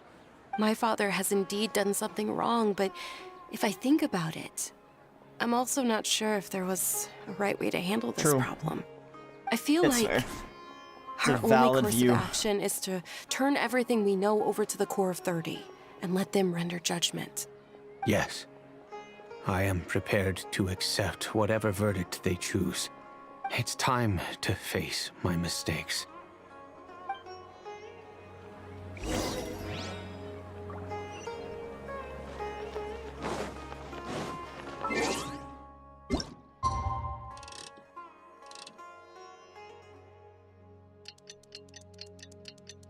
That's late enough.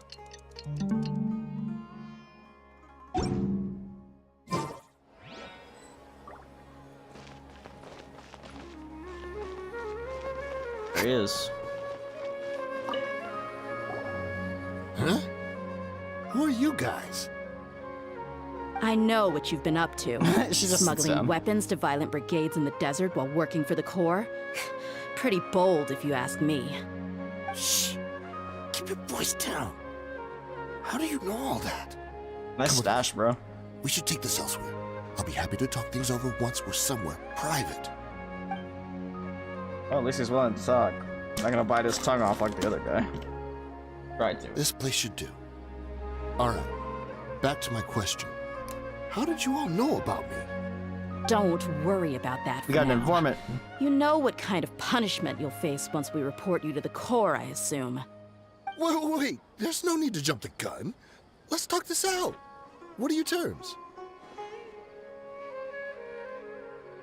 I don't know. What are yours? So what's in it for you anyway, Mora? Well, I was a little tight on money at the time, and Kusela took good care of me in the past. I weighed it in my mind, and I couldn't find a reason to turn the opportunity down. I wouldn't only be helping my benefactor, but I could also make some quick Mora.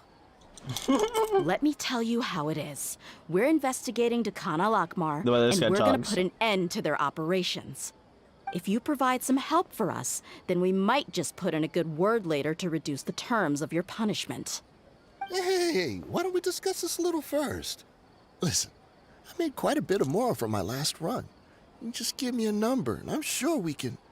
Shut it. My patience is running out. You should know when a mercenary is after something other than money. All right, sheesh. But you gotta promise you'll put in some nice words for me later. They're always on the move. Here's the spot they were at the last time I made my delivery to the desert. Feel free to go have a look. I'm just telling you though, it's not on me if they're not there anymore. Sure. And then you can forget about any nice words from us. Hey, come on. Now you're just being unreasonable. Really? And how do I know you're not leading us straight into a trap? Don't forget, you're the one with no bargaining chips. All right, I get it. Why don't you go take a look, and if they're not there anymore, I'll try to figure out something else for y'all. That's fair. Now that's more like it. Let's move. And as for you, try to stick around the city until we get back. You don't want us to call the folks from the Corps and have them drag you back to the city. Got him.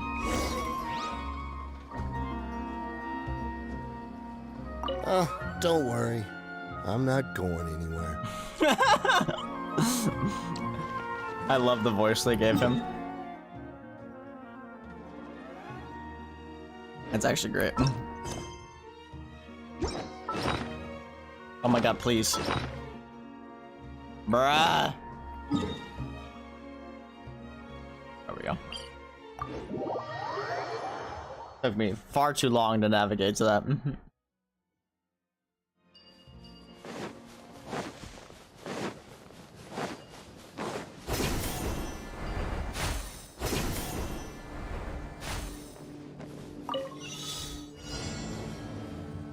Oh no, not exploding barrels.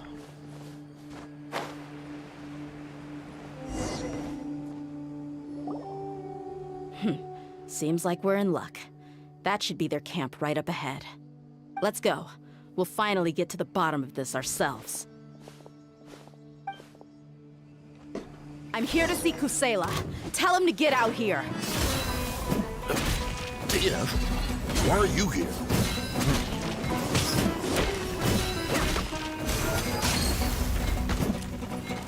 He's stuck up there.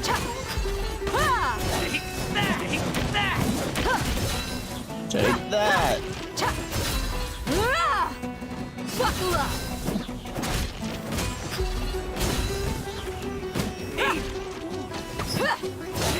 I'll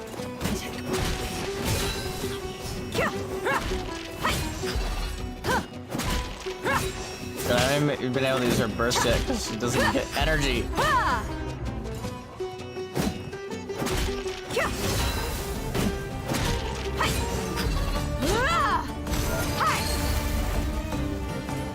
Haven't you all done enough? Oh, so are you also here to stop us? Stay out of this. It's got nothing to do with you.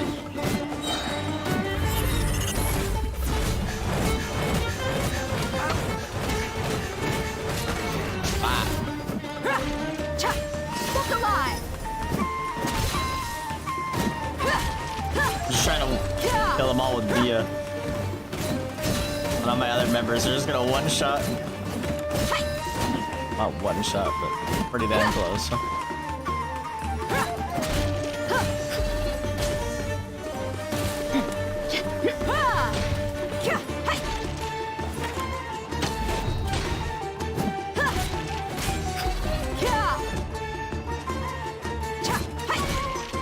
Buckle up!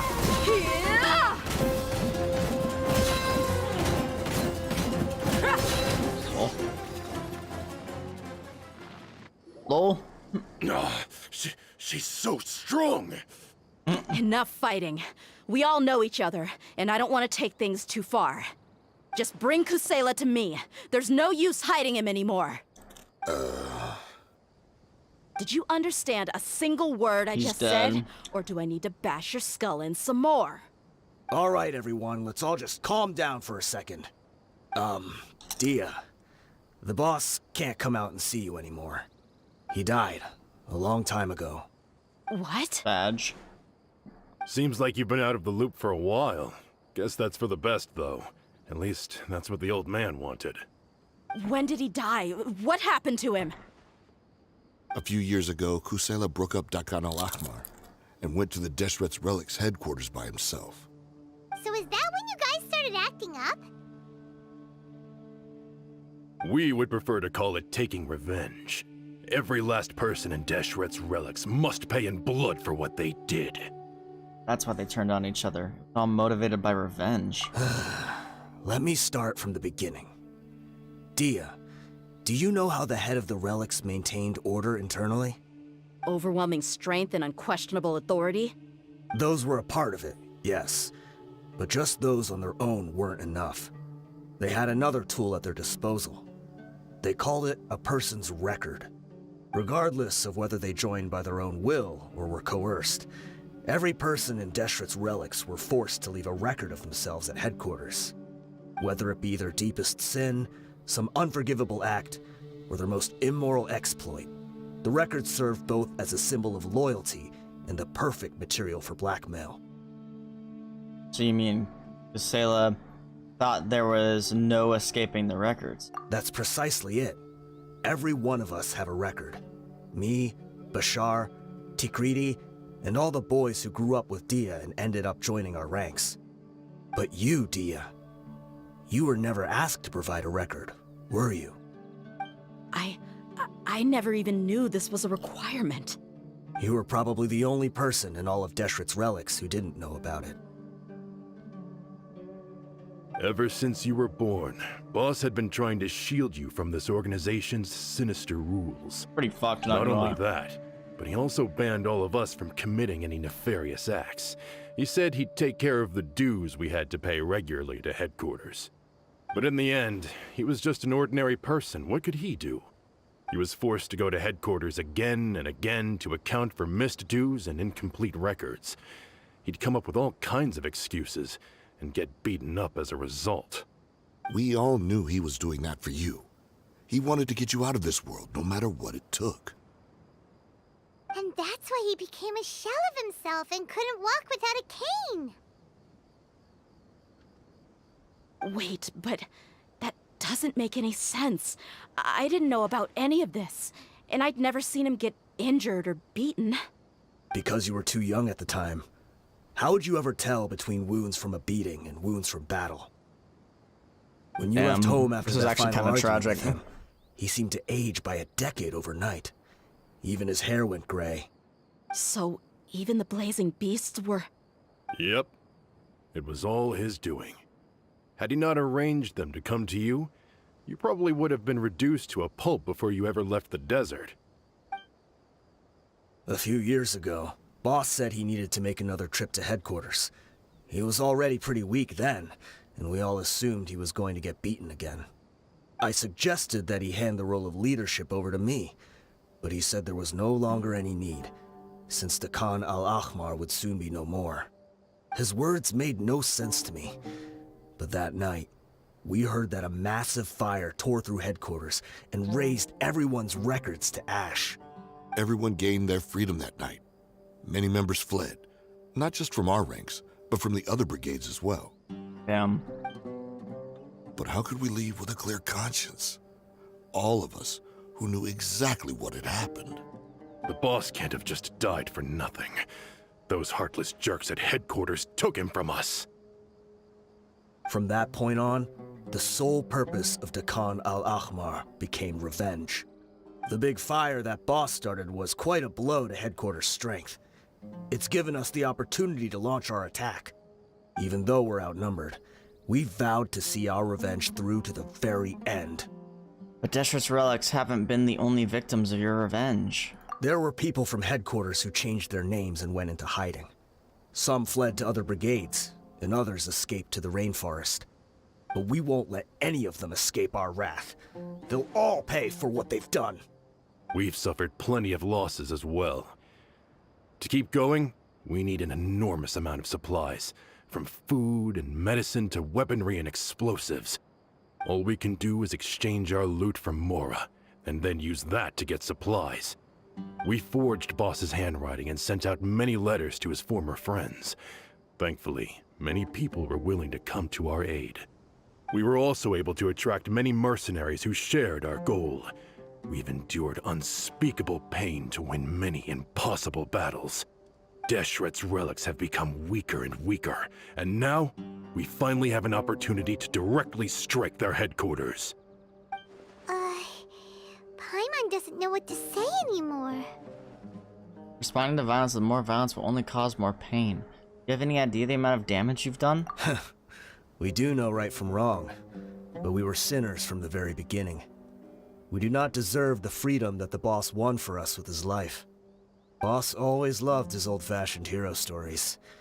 Those tales about sacrificing yourself to save the world. We used to always laugh at him for it. But in the end, he really went and lived those stories out himself. As for me, I never considered myself a hero. We're all the lowest of the low. We have no right to even imagine such an existence. But maybe those hero stories he liked foreshadowed everything that was to come. The spirit of the hero touched all those he had saved, and more people joined his cause. Maybe we were all just acting along with the play in the beginning. But as we acted the parts and recited the lines, we were drawn in. And now, we want to see the story through to the end. I'm sorry, Dehya. I know you always found us insufferable ever since you were young. Just think of this as a madman ranting. I'll go with you. Huh? Dehya? You wanna go with them? I grew up with these guys, and I know they're not bad people. It's just that some situations get so bad that it's difficult to tell good from evil. All I know is that Deshret's relics must be destroyed. Furthermore, I want to go see the place for myself. I want to know if my father is still there. I know you don't want to get involved in this, so there's no need for you to tag along. I can do this on my own. I'm on your side, Dehya. Yeah. Paimon feels like we'd only regret it if we don't see this through to the end. Thank you. We'll be a lot stronger together with you. I bet Boss would lose his mind if he ever knew you'd join us at the very last moment like this. Considering all the losses and injuries we sustained, we can't afford to turn down someone as powerful as you. He can think whatever he wants. But the fact is, I owe him this much.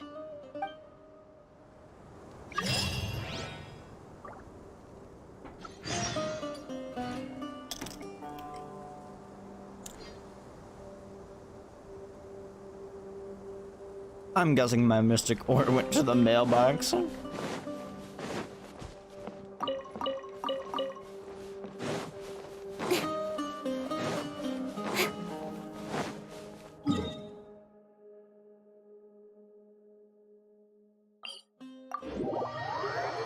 Oh.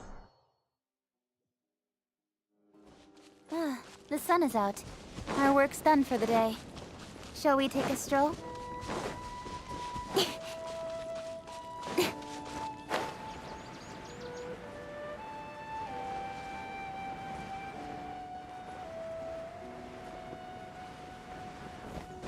I don't know if this is the best path for me to take or not.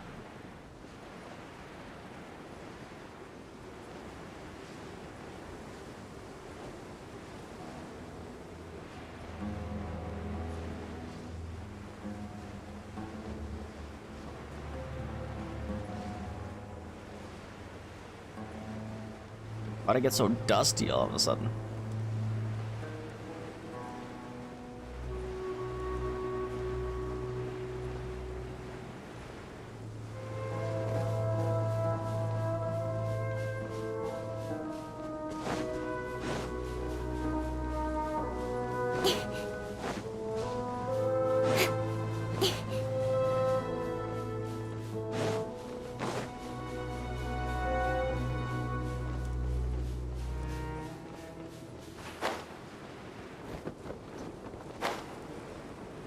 Is this the entrance?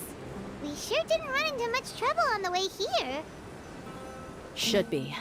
I don't think they have enough manpower left to post guards and defend their perimeters. Alright.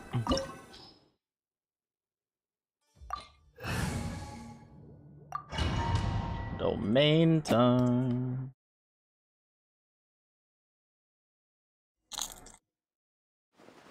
Wow. Paimon didn't expect it to look like this on the inside. They should all be holed up in here. Don't know how many people they've got left, though. Who cares? We'll round up all of them. Still, we should be careful. Even if they've only got one shot left, it could still take us out. I've had through many situations like this before.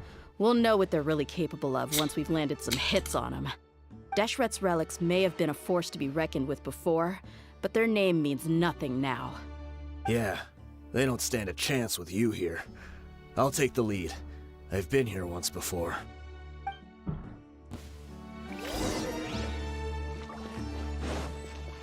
Yo, actually, actual NPCs in a character quest. I don't think they've done that before. I could be wrong, but You are not well. I've been doing it since Samaria came out. But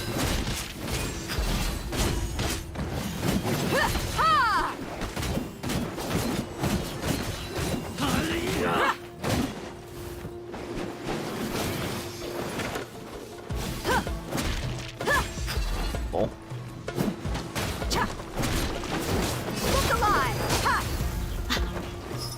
Alright, whatever. We're gonna this way. I think like this. Rest and rebound.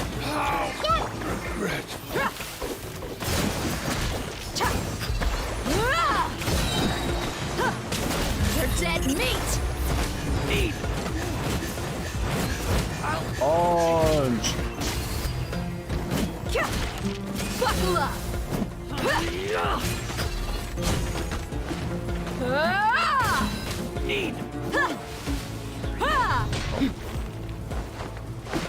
I'll take my lead. And they don't stop coming. You won this one. Speed of light. Wind strike! This way through. Hold the line. I'm getting sick of this. Let's get it on!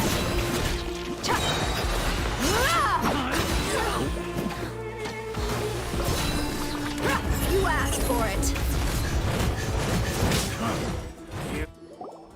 This way, follow me. We're almost there. All right. Whoa.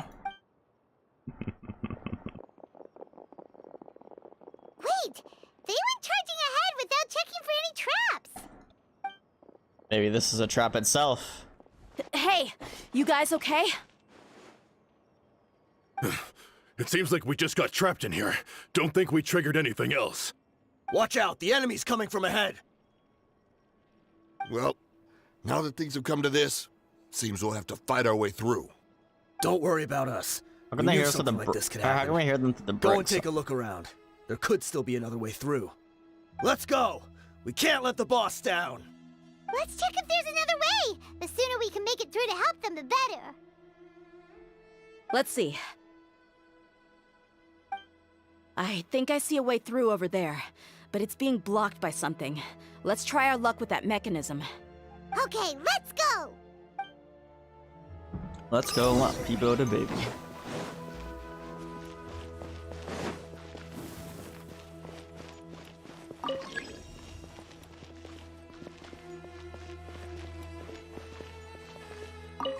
Ah. I see.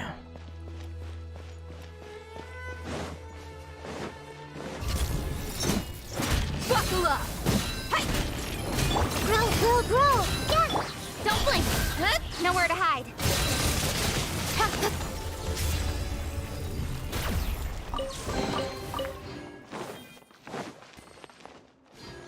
Hello. Another mechanism like the one before, but this one's being blocked off in the middle. We just need to adjust it a little.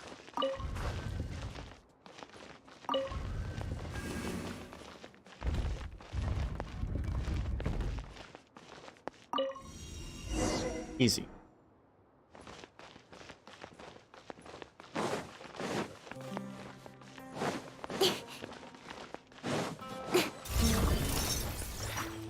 Incoming! Hey! Shit, the Vex are attacking again. Nature.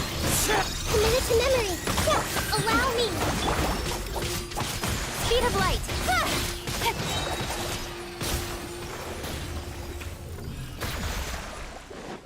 Give me the loot. Give me the loot. Incoming! The wind knows me. Fallen leaves, adorn my night!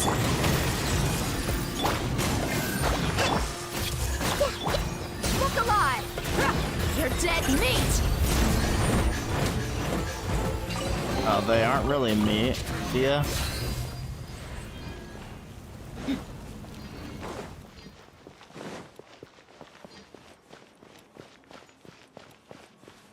Yo, hi, Minnie.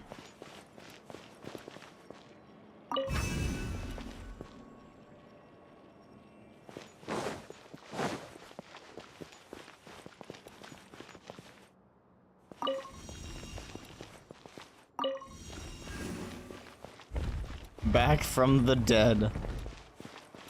Oh yes, I agree with that one. Awkward. I unfortunately have to work Wednesday now, even though I wasn't supposed to. Unfortunately, it's only for a few hours though. But I freaking hate work. Work sucks. Need money to live, lol. Unfortunately. Money makes the world go round. Yeah. Only for a few hours though, just 4 to 7. So I'll still like probably do a stream and whatnot before work. I wasn't expecting anyone to make it through from the other side. But as a desert dweller, I suppose we should be used to our folks defying all expectations. Don't waste your breath. You have nowhere to run. Run? Had I wanted to run, I would have fled 1,000 times already. I witnessed the golden age of Deshret's relics. Even if I could leave this place behind, all that awaits me now are endless days of humiliation and ruin. Even now, my brothers and I still believe in one thing. And that is? The greatest should never live to remember their fall. So Okay. you want to go out in a blaze of glory. Let us draw our weapons! We will show them the true power King Deshret bestowed upon his followers. This guy's about to get destroyed. They are but two, while we hold within ourselves the entirety of the relic's glory. Wave 1, charge! Eliminate them! Wave 1. Oh, there's waves at the top. What? I see everything. Hold the line. I'll be back. To the chase. Don't think that you won. We're just getting started. Destroy you all, lol. We'll meet King Deshret will not abandon any one of his followers. Yeah. We'll meet again. Brothers! With me, this is where we'll prove our faith. You all just want to die? None of us plan to leave this place alive!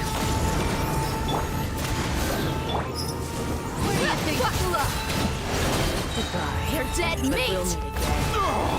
The golden slumber. We got him. The commander has finally fallen. But they're still coming at us. They're still doing what? Like gladiators ring. They just keep coming no matter how many we beat. No. It's been Rizzo for a very long time now. Not a very long time, but like half a year.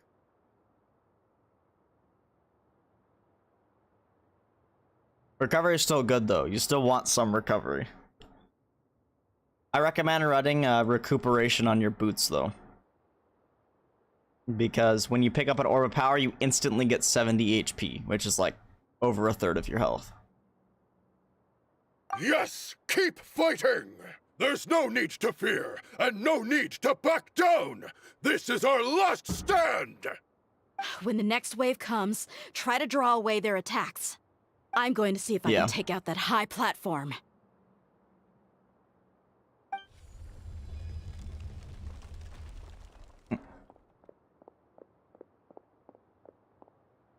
Get out of my way!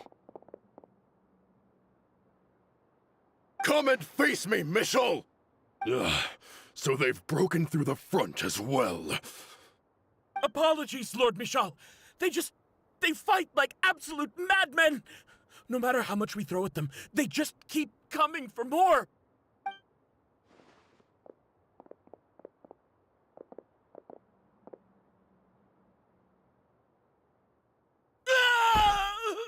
Oh, did they just kill him? So, it would seem like this is the end.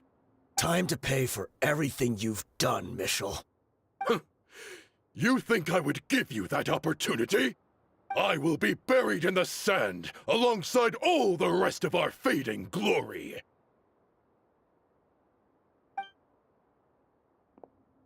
Hey, wait!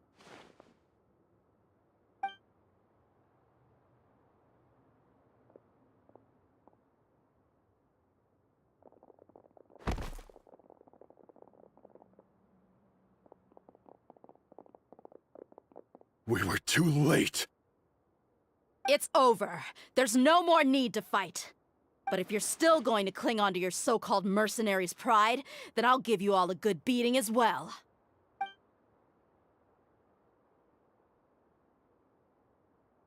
Hey,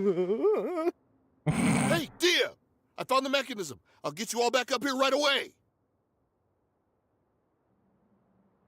Holy shit, Let's go. elevator and loot.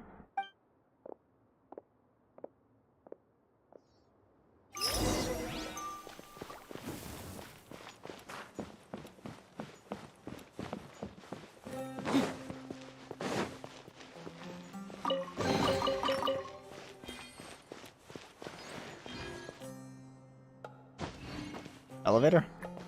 Oh, there we go.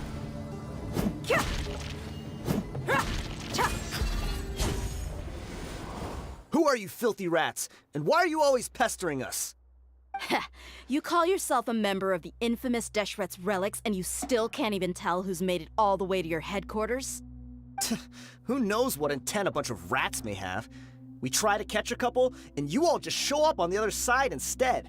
How are we supposed to figure out what you're after? Hey, have you ever heard of a man by the name of Kusela? Nice. Why would I know? It's not like I'm in charge or anything. This is your last chance to talk. Hey, I said I don't know anything. I'm just an average member here. I'm telling the truth. If you're here to find someone, why don't you look through the records yourselves? Who can remember every name and face with so many people coming in and out every day? The irony. His life became a light for so many, yet to others, it wasn't even worth remembering. Where's the records room? Answer me! It's right over there. All the files are in there. You can go through them as much as you want. It's not like any of them still matter anyway. Damn. I mean the old records room. The old records room? You mean the one that got burned down? Kusela. Ah, yeah, I remember him now. The guy who could hardly walk. Watch your mouth. That's our boss you're talking about. He was definitely faking Keep our it. boss's We all let our name guard down as out soon as your we saw him mouth. hobbling in. But in the short time it supposedly took him to take a dump, he'd already gotten away and started a fire in the records room. He couldn't have possibly outrun us if he wasn't a fraud. And after that, Deshret's relics fell into complete disarray. Stop wasting our time. Every one of us here is perfectly aware of what he had done. Tell me, where is the old records room? It's just over there. Go see it for yourself if it means that much to you. There's nothing left in there but ashes. No human could ever survive that kind of inferno. Bashar, Unless he Tikrit, did. Let's go. We'll leave the others here to guard these guys. Spare them no mercy if they try anything.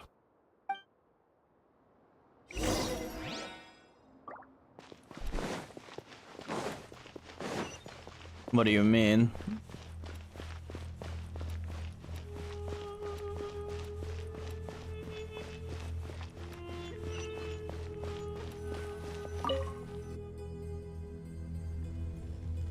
Like weapons?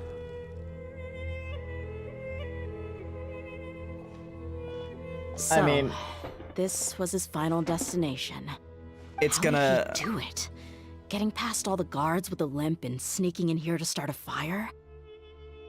I would probably bring a machine gun for ad clearing sections. But the bosses are not very high in health. They were not very hard to kill on contest, and now it's not on contest. You can literally... I mean, Dado's team literally killed the final boss with Thunderlord, okay? Thunderlord and a Divinity. You could use a Thunderlord probably without Divinity now, and probably two-phase the boss, if not even one phase. So, yeah. Honestly, the DPS checks aren't very high, so as long as you bring decent options. If you do bring rockets, make sure at least someone has Galahorn, and then anything else really. Any of the good rocket launchers, Hothead, Hezen Vengeance, I don't know. Linear fusions are still fine. I wouldn't use linear fusions on the final boss, but they're fine. They'd probably be fine on one of the bosses. Honestly, I don't think loadouts matter that much. It's more about the raid's more about getting the mechanics done than anarchy would be fine. Yeah, combine anarchy with some special weapon.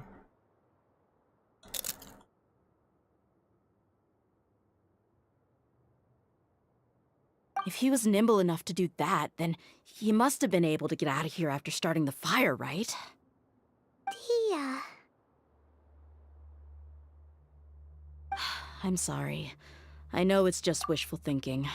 Let's look around. Also, Maybe you don't we can even find something that's been left behind. You can focus regular hothead at Zavala, by the way. It doesn't need to be adept. The only thing that adept has over a normal hothead really is the fact that you can put big one spec on it. That's pretty much it.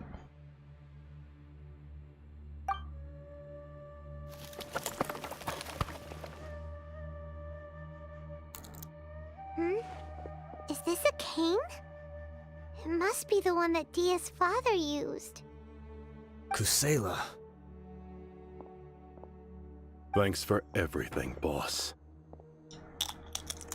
We're fortunate to somehow find that cane after that fire. Let's split up and look around some more. What if something else has been left behind? But what else could survive a fire like that? Who knows? Huh?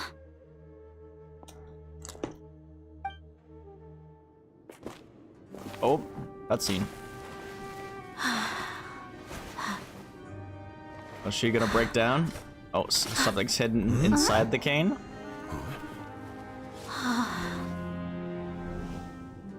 Sword? Thought so. Spear? Wait, isn't that the toy sword you played with Oh, as it's a a toy child? sword. Aww. Dude, that's so sad. The dragon is no Oh, look, more. Dehya as but a Princess child. Dehya has slain it. Its head now hangs above the city gates. Her bravery don't has see that brought very eternal often. peace and prosperity to us all. Dehya, come on. This is the most important moment. You can do it. But Dehya, you defeated the dragon. Everyone's waiting for your speech. Awesome. Still too shy, huh? All right, I'll do it. I hereby proclaim our victory. Evil shall plague us no more.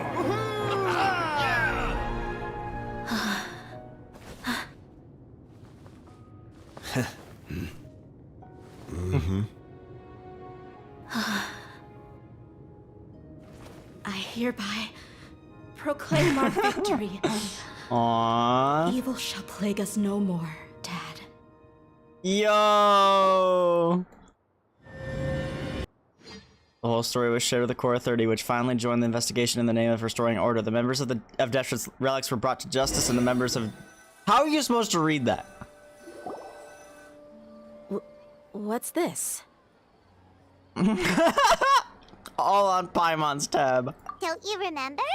You asked Paimon what she would do if she were to wake up tomorrow with loads of money. And Paimon said that she would get boatloads of tasty snacks. You looked super confused at the time, but said it was an adorable thing to say. These opportunities don't come by often. So today, Paimon's gonna treat you to a special crash course on Paimon's life philosophy. She rarely spends her allowance on other people. It's really my treat, but you get the point. Hey, this way you get something from the both of us for the price of one. Anyway, the point She gives is Paimon that allowance? you should eat to your heart's Is that what that just content. confirmed? You'll feel better for sure once you've gotten something in your tummy. Junior Azad will also be here shortly. She's already heard that we're back. Aw, thanks, you two. Honestly, this is very unlike me. I just had a lot on my mind on our way back, so I didn't know what to say. My chest was filled with all kinds of intense emotions. They just shook me even more than all the feelings we've shared during our previous adventures. But when everything came to an end, those emotions also vanished without a trace, and I was left feeling more empty than ever before. it was as if I'd lost the thing that was most important to me.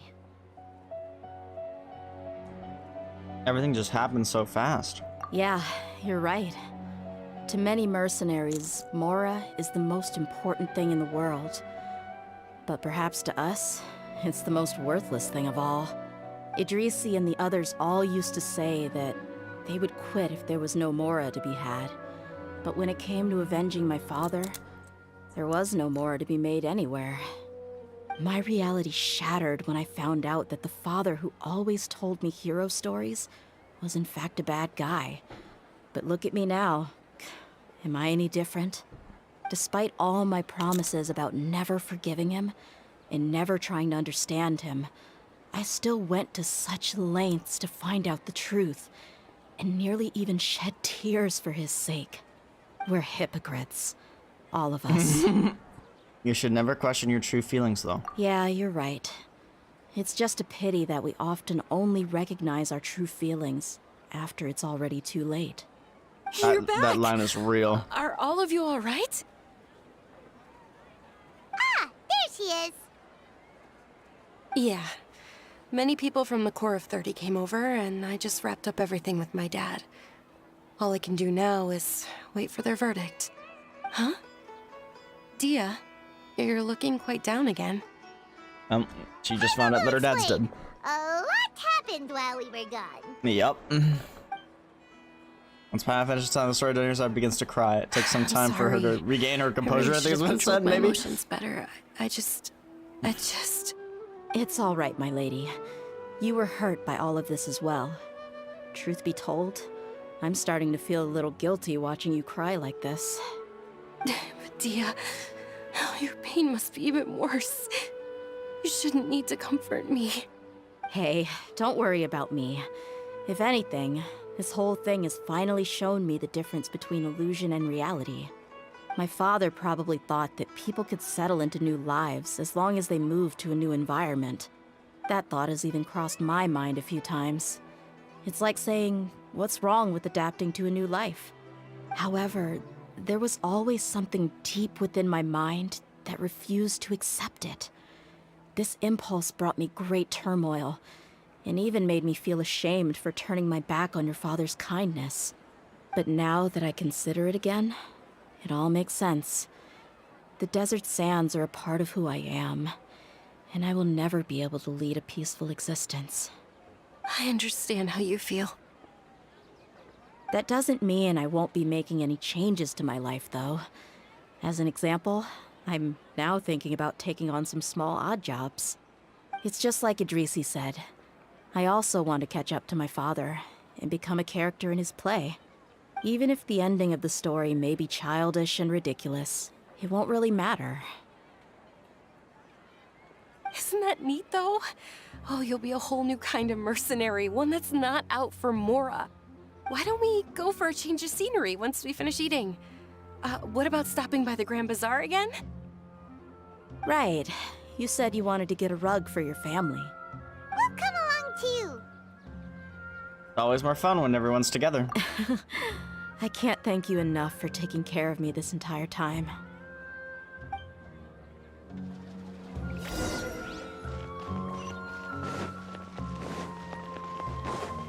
Go to the Grand Bazaar. Clear your head.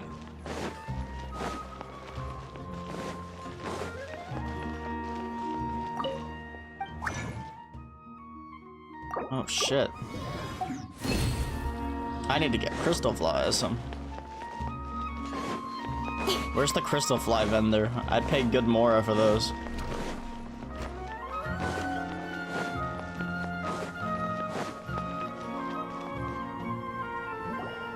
Oh, this rug here is quite something. The craftsmanship is exquisite, and the fabric is also of high quality. Ah, here you are. Finally, I found you. Hey! Aren't you that mercenary who bit his tongue? You can still talk? Wait, are you here to take revenge on us? Oh. What are you talking about? Do I look like I could take you all in a fight? I just came here to give you something. I'll be on my way to give myself up to the Corps after this. Props to Once the I voice woke up, actor. I hurried to the Khan al-Ahmar's camp. Talking like they bit their hoping to alert them tongue to your really presence. hard. But when I got there, I found no one except the members who were still too injured to move. Ah, so you probably got there after us. Yeah, they told me that they had exacted their revenge, and everyone had turned themselves in to the authorities. Even that last camp was not going to last for much longer. I had joined the cause to repay an old favor from Kusela. Now that everyone's already turned themselves in, I might as well do the same. One of the injured members gave this box to me, and told me that it contained some of the old man's last possessions. Damn. Everything left in the camp will get confiscated, so I figured I should get this to you before the Corps could get their hands on it. Thank you. No worries. We are all just living our own truths. There's no need to comment or judge anyone for it. So this box contains everything that Dia's father left behind. Huh. It feels lighter than expected. Well, back in the day, the first thing he did with any Mora was spend it on things like drinks and meat. But let's see what's inside. What's this? It's just a bunch of junk. Ugh, it kinda stinks. Perhaps it's just been left unopened for too long. A handwritten copy of a storybook. The paper's already yellowed, and it looks like it's about to fall apart. It was against the Academia's rules to possess books for personal use. If he was going to break that rule, he could have at least copied something useful. That probably means this was really important to him. The story, like, And here told are you all a the few time. bags of children's snacks. The packaging's completely deteriorated. Maybe that's where the smell was coming from. Did he get those for you? Yeah, but here's the thing, though. Even when I was a child, I was never a fan of these kinds of snacks. He'd always say that he got them for me, but in the end, he always ate more than I ever did. Who even leaves snacks in a box like this anyway? Isn't that just common sense? Forget it. Let me see what else is in here. A razor, some buttons, some round iron tiles, a wooden toy puppet, a wool scarf, which from the looks of it probably belonged to a woman, and a hair clip? Why are these things here? I'm suddenly feeling a little scared. I'm sorry, What? my lady, but this is just the kind of man he was. He probably saw this box as some kind of personal trash heap and dumped any and everything in there. 2 empty liquor bottles. Tell me, you guys, are these the kinds of things that a normal person would leave behind? Probably not. Huh? There's something in the bottle! Oh, you're right. All right, I got it out. It seems to be a piece of paper with some writing on it. The bottom part's all damaged from moisture, though. Let's hope the writing didn't smudge. I was suddenly seized with an urge to write a letter after finishing this bottle. I just folded it up and left it in the bottle, though. If I end up forgetting about it, it won't really matter. To Dehya. It's a letter for me? You don't need to read it out loud. It's all right. I'll just read it out. If he went to the trouble of writing a letter, there must have been some important things that he wanted to say. Or at least record down. My condition's becoming worse and worse. Can't even walk without a cane anymore, much less go out and have fun. Guess I don't have many days left. If you're reading this letter, then I suppose I'm already long gone. You were adorable as a baby. Everyone loved you. And regardless of whether you were crying or laughing, everyone enjoyed having you in the group. But once you grew a bit older, you were no longer nearly as happy or cute. It's probably Idrisi's fault. He was never up to any good. Can you believe this guy? He can point the finger at himself. Anyway, back to the point. To summarize, I'm writing this so you would know not to feel sad for me, even if you end up finding out the truth. The reason being that I was never your father to begin with. Wait, what? Yeah, what? Surely, You must be joking, right? Hold up. I don't know. I was quite formidable when I was young, and 100 times cooler than some so-called flame main. Really felt like the whole world was under my feet. With just a teeny tiny bit of effort, I felt I could rule over the entire desert. But as fate would have it, I went out into the desert for a drink one day and discovered a baby in the sands. It was you. You were just lying there, small and helpless. You were so tiny that if the wind blew for just a little while longer, you would have been buried forever. But your cries were so loud they made my head hurt. Now that I think of it, you really were a bundle of energy. Sounds like he's serious. I told Idrisi and the others that I had slipped up with a woman while out and about. None of them even doubted me. Oh my gosh, I'm those sorry transitions. that I had to lie to them for so long, but I really had no other choice. I was their most esteemed leader, after all. It's not like I could just tell them that I suddenly wanted to play at being a father. At this rate, I'll puke up all the liquor I just drank from this bottle. Anyway, Dehya, you possess the kind of freedom and kindness that we could only dream of. As far as how you should live your life, that'll be up to you to decide. That's the end of the letter. Damn. In the end, he was still thinking of me as a little child. But isn't that also a good thing? I suppose, or I would have suffocated under the sand a long time ago. He was a good father to you. The fact that he wasn't a blood relative doesn't change that. So true. It's just a pity that we had to learn the truth of everything like this. Do you already have some ideas about the decision that he wanted you to make? I do. If he first found me alone in the sands, then I want to try my hand at finding the person who abandoned me. I just have one wish. To tell them a story. That there once existed a childish and foolish jerk with a heart of gold. And that only under his care was I able to grow and mature into the person Bro, I'm about I to am cry. today. If you end up finding any leads, can you share them with us? We go on adventures all the time. Maybe we'll be able to find some information for you. Sure, I appreciate it. I wasn't expecting you to be so enthusiastic. I also don't want to see his efforts go to waste. I don't want you to stop going forward. I'll help too. Don't cry. Thank you. All of you. Thank you so much. My life has certainly But had bro, its it's twists so and turns, wholesome. but I've always considered myself lucky. Because no matter where I've gone, I've always been surrounded by incredible kindness.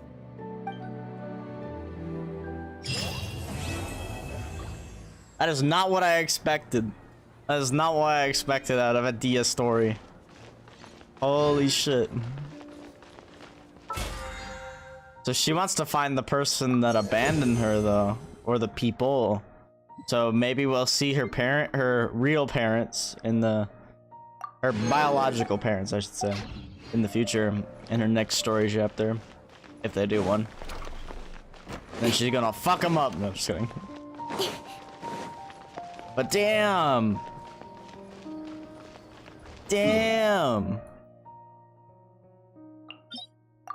I'm considering doing Faruzan's hangout. I haven't even done Hazo's hangout though. I think I've done everyone else's though. Did I ever finish Ningguang's? I think I did. I think I finished Ningguang's.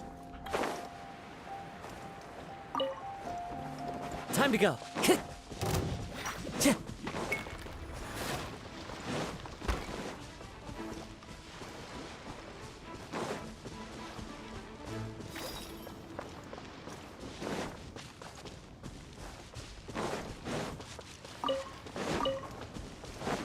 Time to go. Dude, I wonder if we're getting Fontaine though. I think there's still a section of Samara we haven't gotten. I feel like they're probably gonna tease it in the next thing though. I feel like it's soon. I feel like it's within the next 3 updates.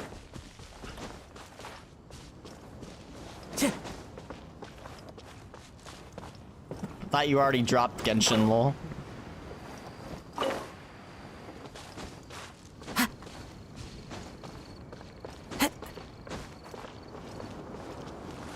Oh no!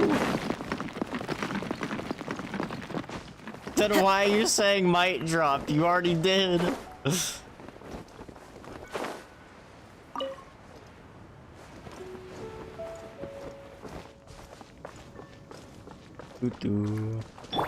I'm gonna try to play both. I don't know if I'm gonna like Star Rail as much as Genshin, but I'm still gonna try playing both. I might play Star Rail for the story, but I probably won't do like, probably won't play it as hard as I do this game, where I do every single event and I spend my resin every single day and I do my commissions every single day. I have not missed a single day of commissions in this game.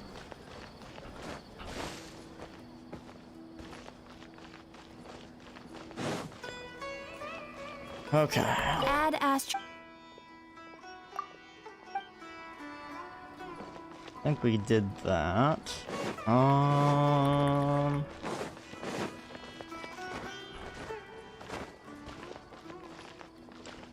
think we're done. Unless I want to do hangout events. What time is it?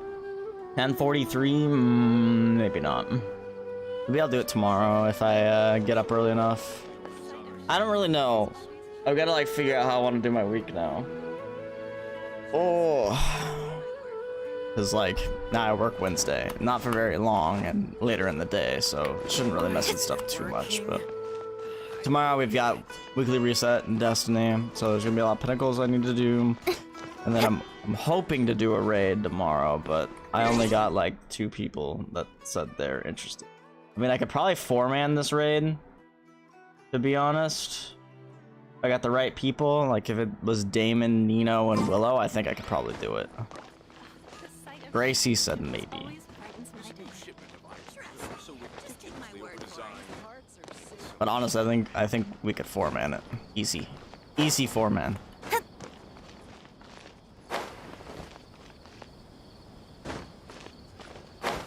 Tomorrow night.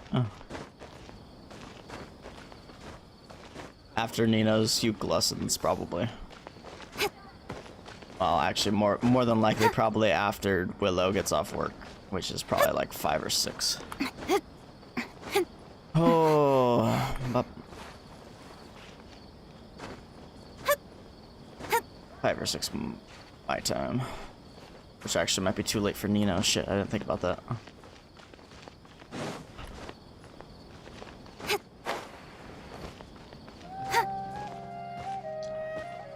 Well, I don't know if I am raiding tomorrow, but we'll see.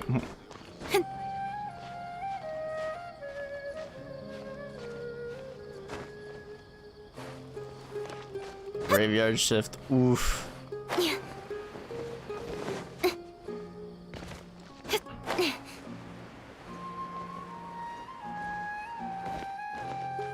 Alright, well that's gonna be it. I'm considering uploading my reactions for Windblume and for Dehya, but I know they're super late, so I don't know how well they'll do, but fuck it, I'm gonna do it anyway. So I'm gonna go edit those. I'll see y'all later.